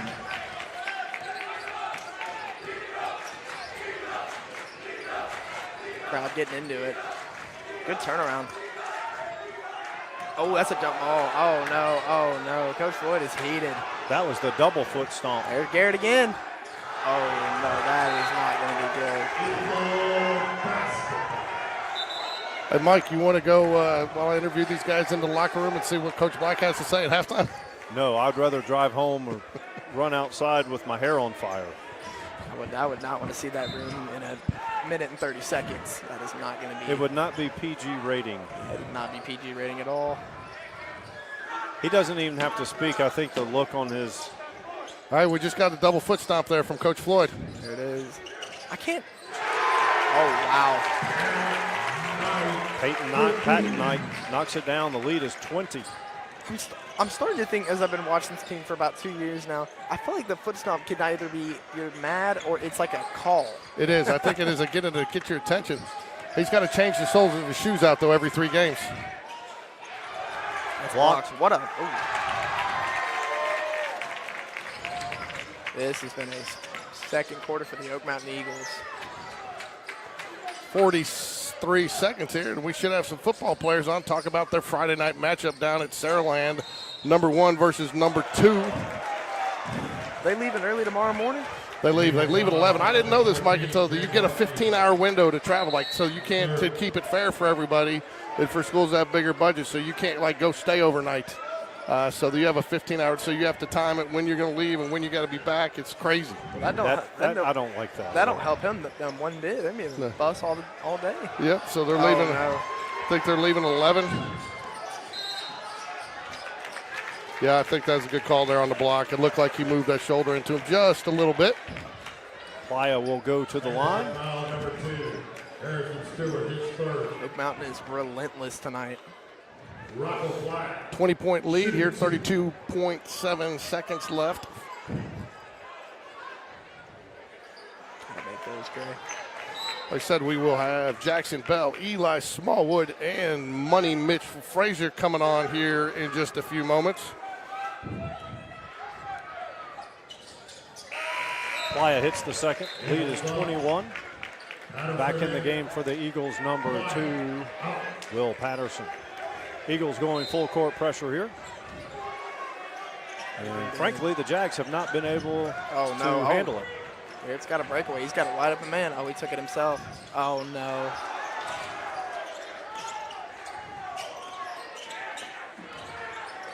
Ball taken away. Harrison This Stewart. could be this.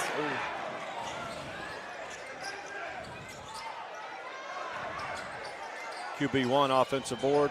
No good. taps it out. Good dish. Will Inside to Odell extends the lead to 23. Wow. What a half.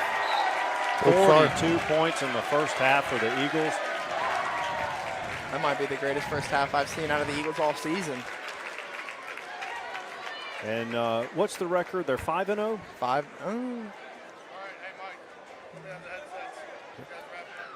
All right, we're going to take a break, Jack, and then George is going to interview. All right. Yes, sir. We will be back.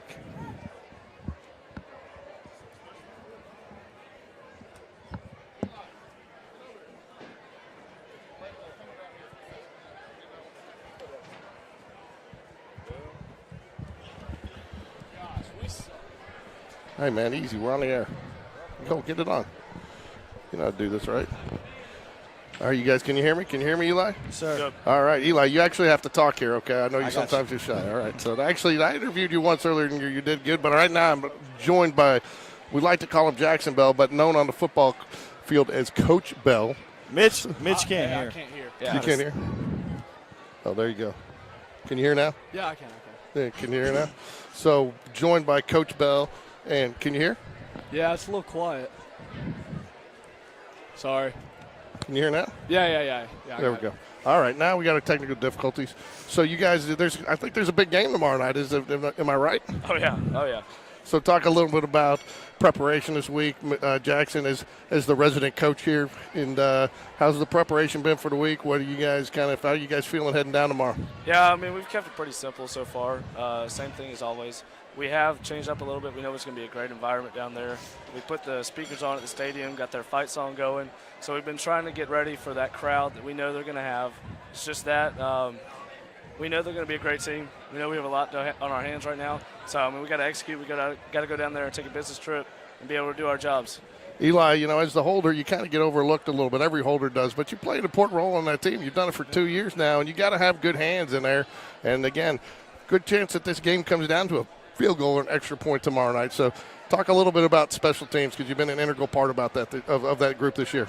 Yeah, it's really important to us, work on it every practice, work on it especially on Thursdays, in a late game situation, having to get the field goal team on. And it's just something that we really work on. We take pride in it. All right. So we'll get Mitchell on here in a minute. We're having a little difficulty with his headset, but talk a little bit too. A lot of people don't know your journey. You started off as quarterback. You came up. Fortunately, you got Brock Bradley on the team, so you've had to switch positions, but you've been the consummate team player, and you're a leader on that team that a lot of the players look up to. Yeah, played quarterback my whole life. Like you said, it's unfortunate that for me that had one of the best quarterbacks ever come through Spain Park and being the grade behind me. I got nothing against Brock. He's a great player, but so this year I went to fullback. That's been a good transition for me. So yeah, it's been interesting. It's been fun. And you're dating Charlie Bennett, who is just signed a scholarship, and really you kind of date her and her little brother Hollis, right? Yeah, he's become my little brother I never had. So. But, again, I know that sixth grade team, and that's one of the things I would kind of joke about it, you've been out there, and that sixth grade team, they know who you are, they look up, you give them some guidance, and I know you were watching them online after one of the games, sending in trivia answers. I was, yeah. I went to most of their games. I'm all about supporting them. Yeah, that was awesome to watch them go on a run and win the championship. That was pretty fun. So we got Money Mitch Frazier, scooter and all. I think that's why his headset wasn't working. He was shortening it out with the scooter. But talk a little bit. I know watching you in a couple games, obviously you want to be out there on the field, but you've been leading them off from the sidelines. But you had to have some receivers step up last week. And I know you've been pushing those guys. So talk up a little bit about how those guys have transitioned in for you. They're doing great. I mean, Jack Sellers, me and him would rotate while I was healthy, but I mean, he's smart. He knows the plays. He's been doing it all year, and I think he's doing good. These past couple games, he's stepped up, and we needed that. So I take it you get to ride on the bus with the team, go down as a team member tomorrow? Yes, sir, I did. So sorry, we got a lot of background. You're playing the music extremely loud here in Oak Mountain Arena. Jackson, talk a little bit about. I was talking to Mr. Britnell earlier, and he said that it sounds like there is a ton of students coming down tomorrow. He says they've let anybody and everybody who wanted to go to that game So what do you guys kind of expect out of your student body to be down there tomorrow? Oh, yeah, we got great students here. I mean, you can see you showed up to this away game right now for basketball. We expect a lot of good kids out there. We're ready for them. We're glad they're coming. You know, I've heard we've been talking about it at school, getting it out, getting the word out, and I'm glad our administration's allowing our kids to check out and go down there and support us. So it's time for you to make a score prediction in the game. So what's the score going to be between Auburn and Texas A&M this week? Auburn's getting killed. Auburn's getting killed. Give me Auburn 21-17. Oh, my God. All right, Eli, I know you guys are Alabama fans, so Alabama, Oklahoma, give me your score prediction for that game. 49-7, Alabama. Eli? I'll go 42-14. I get Coach V with that all the time when I ask for score prediction. He's like, no, don't give him any bulletin board material, and I always throw that in there. So, Eli, I think a lot of people kind of forget this is the top, by the rankings, number 1 versus number 2 in 6A, but this is only a third round game. There's still 2 more rounds after this to keep your eye on the prize. So, but any one of these 8 or 4 games between the top 8 seeds is going to be just a knockdown drag out. Yeah, if we pull it out tomorrow, we can't get too high. We got to stay level headed. We still got 2 more to go. Mitchell, I'll ask you this since you're not playing, but one of the things we talk about each week is Coach V has really done a good job of keeping the faceless opponent. You guys always talk about the faceless opponent. Has it been a faceless opponent this week? Yes, sir. Obviously, Bell was saying we've been playing their fight song during the week, but that's just to get us ready for the environment. We're working on our stuff only. We're not worried about them because if we come out and play, we could be the better team. Are you sick of hearing their fight song by now? I think it's kind of fun. I've gotten used to it. It's kind of going through my head now when I sleep. So, I'm sure it'll be fun tomorrow night when I hear it. The goal is, though, not to let them do anything good so they don't have to play it, right? Oh, yeah, only a couple times. Jackson, one of the things that you guys take a lot of pride in this year, and I think has been the difference for this Spain Park football team, is running the ball. Is it true that a lot of times you guys are going over there to the huddle, run it again? You guys are telling coaches that trust us, put it on our shoulders. Oh, yeah, absolutely. I go out there, and I'm looking for any schemes I think that can work.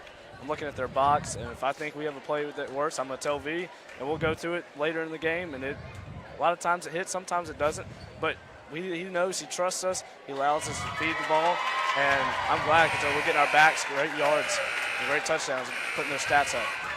Eli, last one, and then we'll get back to the game here. Got 2 minutes left before we go back to it. But you guys, all 3 of your seniors, but what's it really meant to the senior class to work so hard? Your brother never saw the playoffs. I don't think either one of your brothers ever saw the playoffs.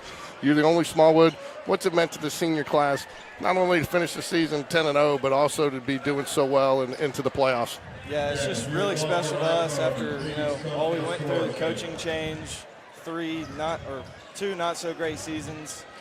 All the hard work is paying off. It's really special to us. And even though, football's about to wrap up, we'll see you on the baseball field, right, this spring? Sir. You'll be playing first base, hopefully, for the Jaguars? Hopefully, yes, sir. So, Mitchell, are you going to try to make a stab back at baseball, try to jump back in 1 year? I'll come watch. Come watch the team. I'll support. Anything you guys want to add before we wrap it up here, other than the big Go Jags and everybody come down to Saraland to watch the Jaguars, hopefully roll on to victory? Yes, sir. That's it. Go Jags. All right, guys, thanks. Good luck tomorrow night. Go Jags. Thanks, sir. Thank you.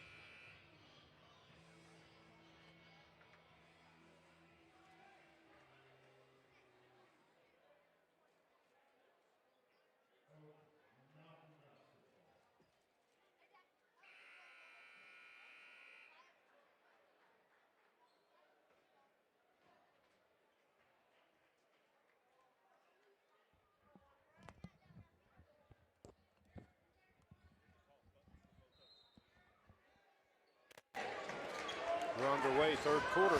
All right.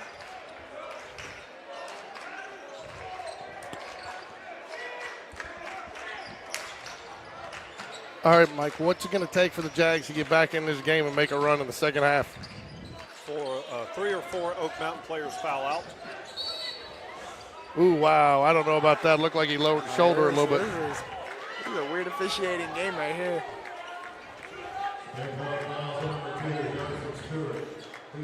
On a serious note, Spain Park's going to have to hit some shots. And they have to quit fouling, putting Oak Mountain in the bonus so early in the second period. Yeah. The lead would still be big, but not this big. Yeah, I just think a lot of missed threes from Spain Park in the first half really put them in the position where they are. Spain Park, man-to-man. There's a stomp. I'm thinking, man, it's like a call to screen or go through or something.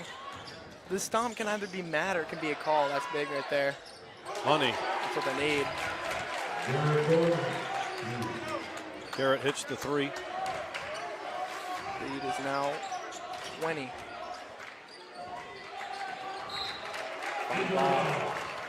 George, we've talked about this in the past. What you want to do is see incremental improvement.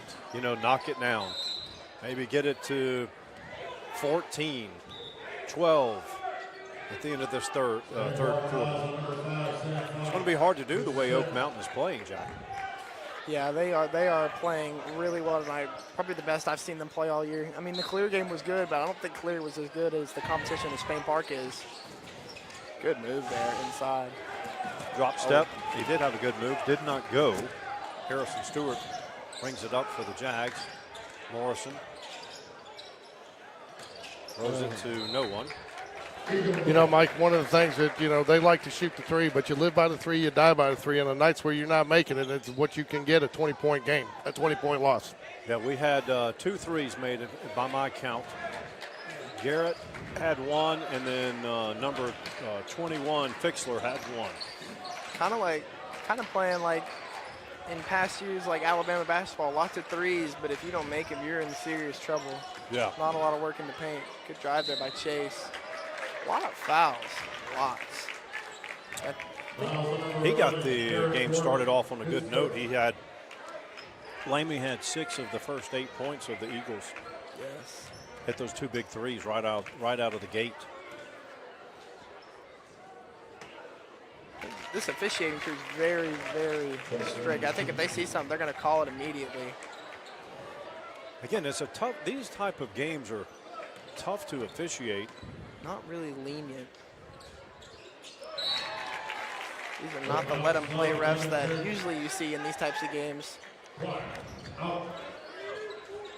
Due to all the fouls and timeouts, that first half was very lengthy. Yes.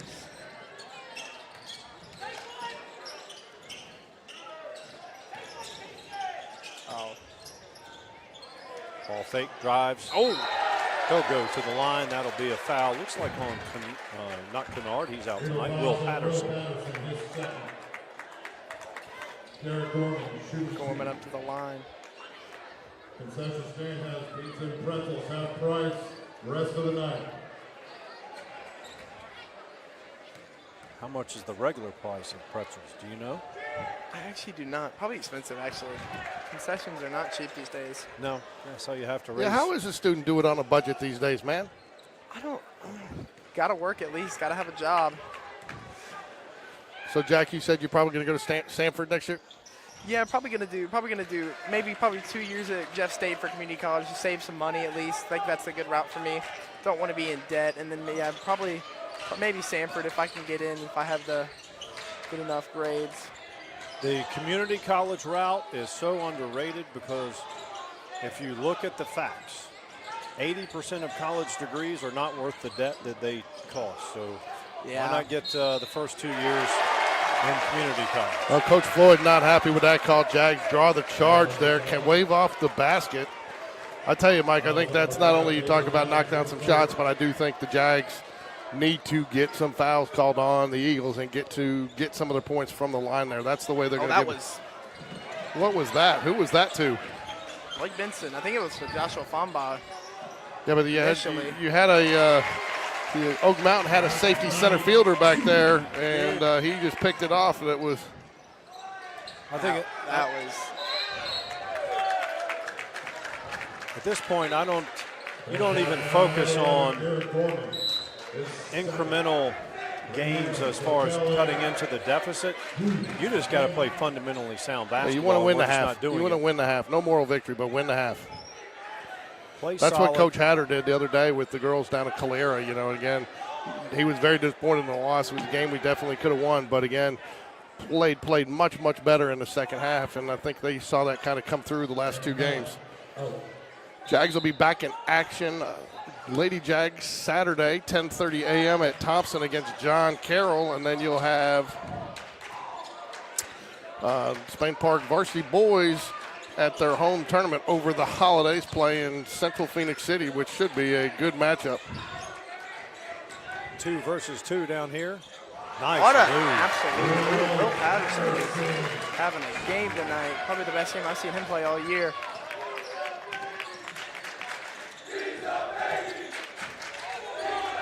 Great defense.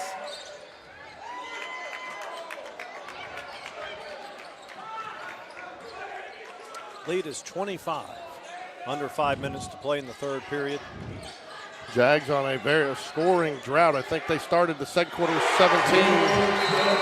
QB1 knocks down the tray ball. Oak Mountain is feeling it tonight. I have not seen this much energy from them in a while. The lead is 28. Eagles putting it on the Jags tonight. Timeout. Wow.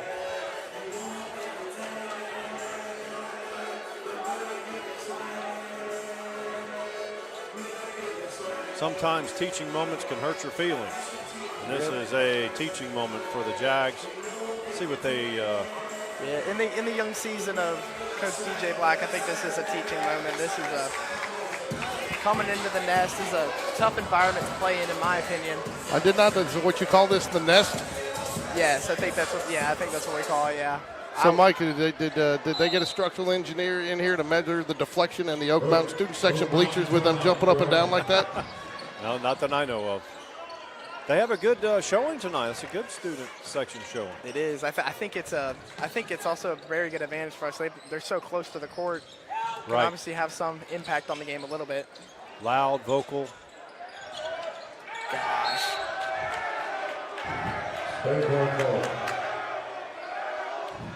Jags on a serious scoring drought here. Fortunately, the score has thinned out the Spain Park student section. I think the Jags are just a little bit riled. I don't think they were expecting this from Oak Mountain tonight. I think they were just expecting a little bit less, but Oak Mountain has really brought the heat. Quick three right there. Yeah, as we talked about in the first game, Caroline Kester frustrated with the Jags pressure. I think the Jags are frustrated with the Oak Mountain pressure in this game.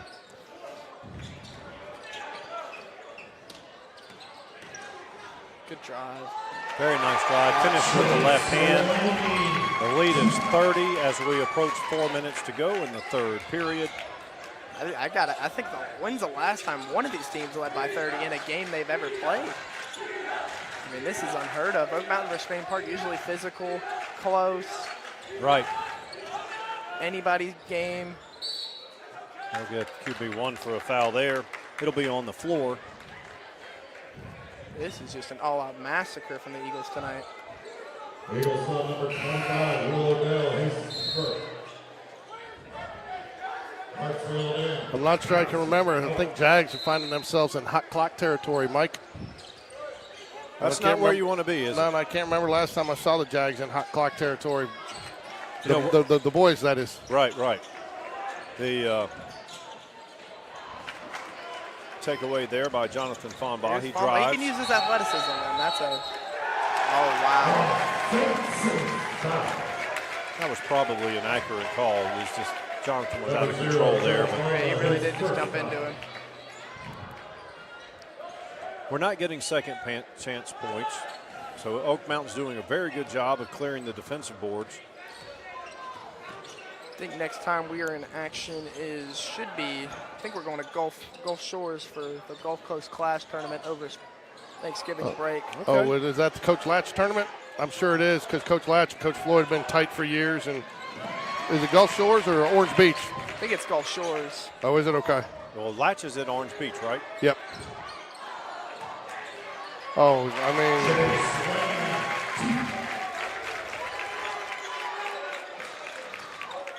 mean, little surprised to see Coach Floyd pressing here, up 30. He is. He's not. Yeah, I don't have a problem with it at this point. If it were 2 minutes to go in the fourth quarter, I don't think Coach Floyd would be doing it. I think this is him. I think this is him trying to send a message to everyone in the state that they're not playing around this year, and they are here to win. I think a lot of people doubted Oak Mountain, thought that losing, obviously Kevin Jasinski, great player, Nathan Johnson, Cam Chanel, Gray Williams. I think a lot of people thought they'd be a downy this year. They are proving it wrong. This is a. Hey Jack, so who is your area now? You've still got Hewitt, Vestavia, and Hoover. Oh wow. It is not going to be easy. Is it only those 4? Yeah. That's the So thing. where did Chelsea go? They went down. They're back down in to our 6A. region. They're Oh, in that's 6A. right. They're in 6A. Yeah. I think they're in y'all's region, actually. They are. No, that's right. They are. In fact, they are kind of the odds-on favorite to win, at least in the girls division. So. Oh, obvious. Of course, in their boys a little bit rattled this year. Obviously, losing Avery and Gavin and Jackson Shuttleworth. But no, their girls are very good. Morrison for 3. Rainbow. Money. Who is y'all's area this year? It's Helena, Pelham, and Chelsea. Oh, that's gonna be tight. Yep. Chilton County. Huh? Chilton County. No, that's region for football. Area is just 4 teams. Pelham's got a good size team. They've got a lot of size on their team. Yeah, they've done a good job building that program down there. Yeah. That is.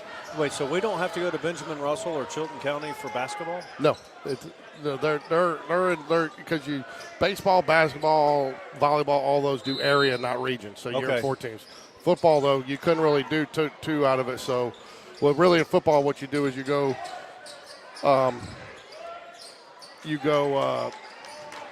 in football, you got for the 4 teams that come out of the region. So we're 6A Region 3. But I tell you, there was a proposal a couple years ago to go basketball, baseball, and all sports to the region model. That'd have been tough. Oh, this could be a dunk right here. Playa throws it down for the Eagles. They are feeling it tonight, man. There is no air from the Eagles, really. But they were going to go to the same model across it all, but where you run into that issue, Mike, is when you get into 4, 5A and stuff like that, you get into travel issues because you're having to travel so far. Sometimes, like down there, Coach Chase will tell you with Gulf Shores or Orange Beach at 4A, they're traveling an hour and 20 minutes for regular games on weeknights. That's tough. So football, it's a little easier to do, but to have to do that 2 times in basketball, so that's why they've stuck with the area model where they can kind of try to pull you a little closer together. That makes sense. Up here in Birmingham, you don't think about it because you got so many schools so close together. The younger Fonbaugh hits a 3. Good shot from him there. Good shot from the corner. Jonathan Fava.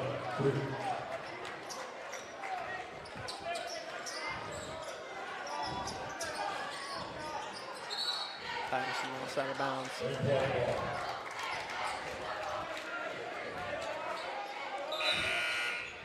Weighing in. Patterson. Out. Correction. 31-point lead here. Well, here's the thing. You can't – it's not like Coach Floyd can put in reserves because he's been playing reserves from the start. Yeah. The whole game. That's an over the back there. Good call. Because in the first period, everyone on the bench had been in the game. So –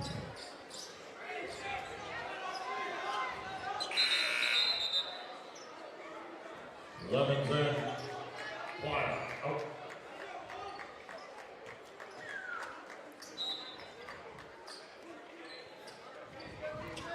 Quinn Davis to inbounds.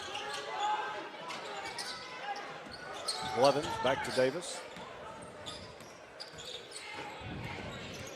I tell you, Crawford and Chapman, such different players, you know. Their games are so different. I will tell you, though, that was one thing that Chapman said was a great memory for him last year, seeing his brother make a 3 in a game that he was playing it. You know? Chapman was only about 6 foot, maybe 6'1", but he could guard 6'5" guys. I'll be right back, boys. That's the end of 3, Jack, and your Eagles lead 60-29. So far, it's been a beatdown, and the Eagles can do no wrong right now. Yeah, and I think this is what they expected all day. I mean, I've been talking to the guys all day throughout school, and their expectation was they're going to come out and dominate, and I think that's what they've done. They've shown it off a lot. I mean, Chase said he's going to drop 27. He's come out and dropped a couple threes.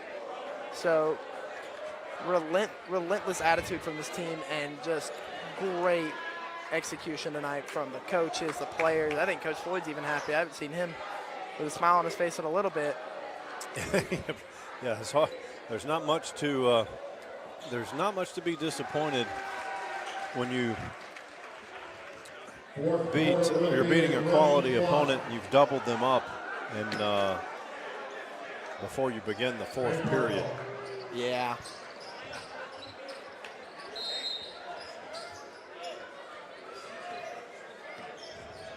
Quinn Davis runs the point.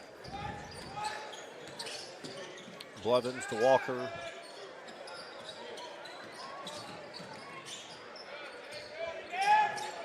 Walker gets it to Riley Kent. Eagles still playing man-to-man.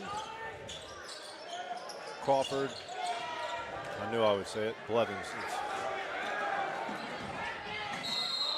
Going to get a. Oh. Little unnecessary there after the whistle. Yeah, I don't think he's going to like that much. Eagle foul number 11, Will Burgess is first.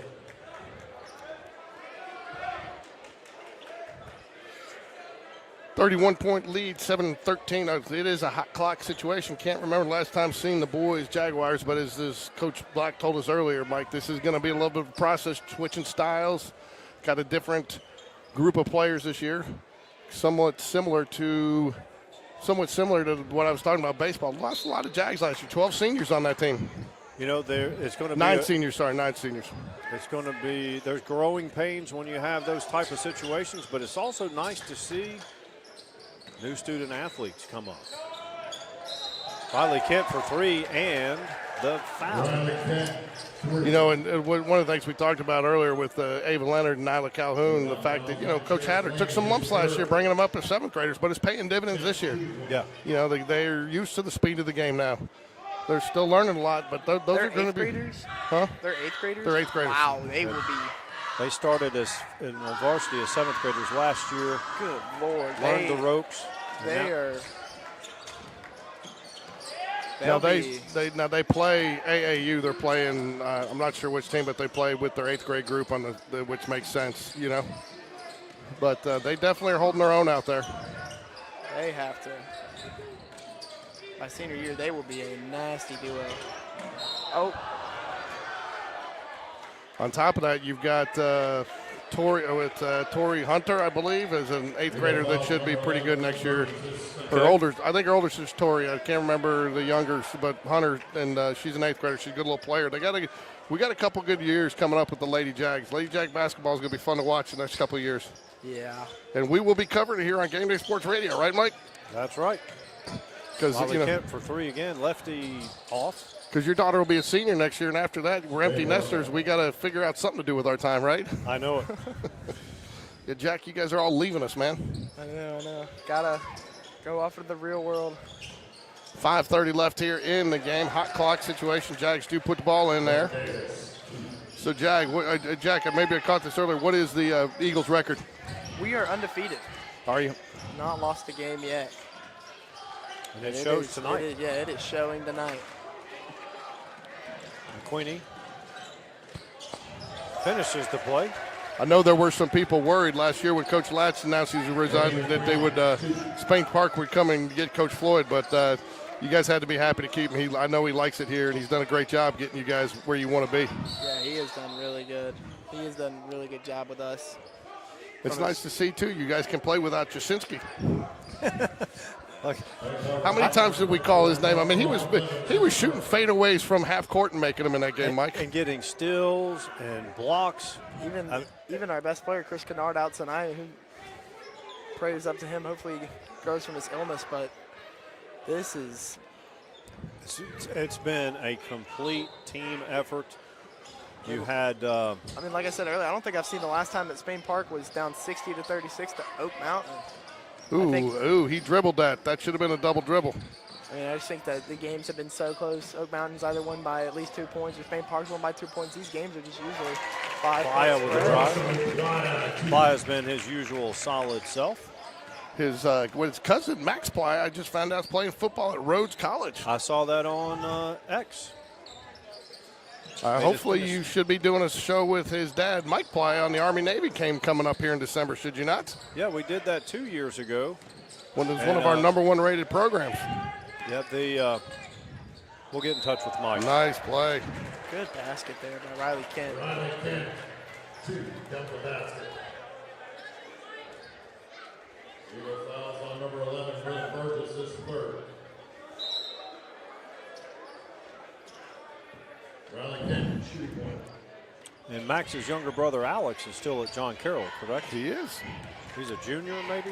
Probably right about there. That's right there. Mike, you play one of the top teams in the state so it doesn't get any easier for the Jaguars. What message do you tell your team after this game heading into that one? You know, I don't think you don't have a lot of coach speak after this game because the kids know what took place tonight. I think you go back to simple and you focus on fundamentals. And look, Oak Mountain is just a better team, and and sometimes that's what you run into. Nice takeaway there. Showing fight here. Riley Kent taking one-on-one. That was a great basket. Yeah, that was good defense by Playa not to get the foul, too. Finishing with the right hand. Jack's going on a tear here towards the end to make it a little more respectable. I think Spain Park will be good.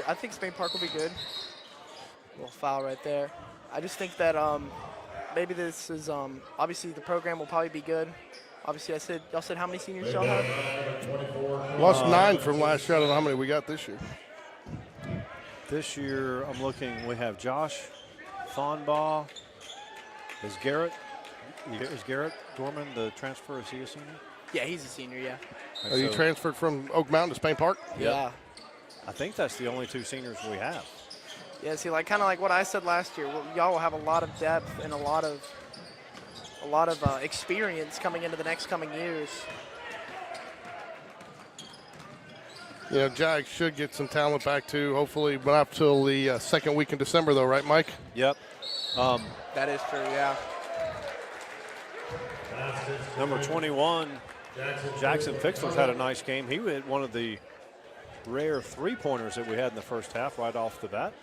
Hey, so one thing I was going to ask both of you, because you guys have both covered a lot of basketball, and we talked 6A, 7A. You see that in some other sports, baseball having the rotation. You know, you see it in football having the depth. I don't think it impacts basketball as much with the 5-man, and you can find pound for pound, 5A, 6A, 7A. You're probably, and any given night, any team can beat you. Hey, when Winona was on their run and John Carroll was on their run. I think that's a great point, actually. I think in football, yeah, you got Thompson versus 3A school. It's going to be a 49-0 blowout, but in basketball, you never know, really. I mean, anybody can win. I think that's the great thing about the sport of basketball. Obviously, we see with March Madness and college basketball, there can be upsets all the time. Right, it only takes like when Steph Curry was at Davidson way back in 08. I believe that's when he was there. He was a phenom, of course, but he had a couple other good, solid players, and they were able to make a run. It's the same thing in high school. And I think that's the great thing about basketball is just like kind of like what we said, anybody can win, and there's so much room, and there's so much like try that you can like show yourself and what you can do. In football, it's really just like one position, a couple guys go out, you've got like 5-star recruits. Well, the other thing is, like your starting point guard is out tonight, and Jasinski? Oh, dude. No. Hey, just so people know out there, we're joking around about that is respectful joking around. Oh, We're yeah, not making fun of him. He's a great player. So and he lit us up in baseball as well.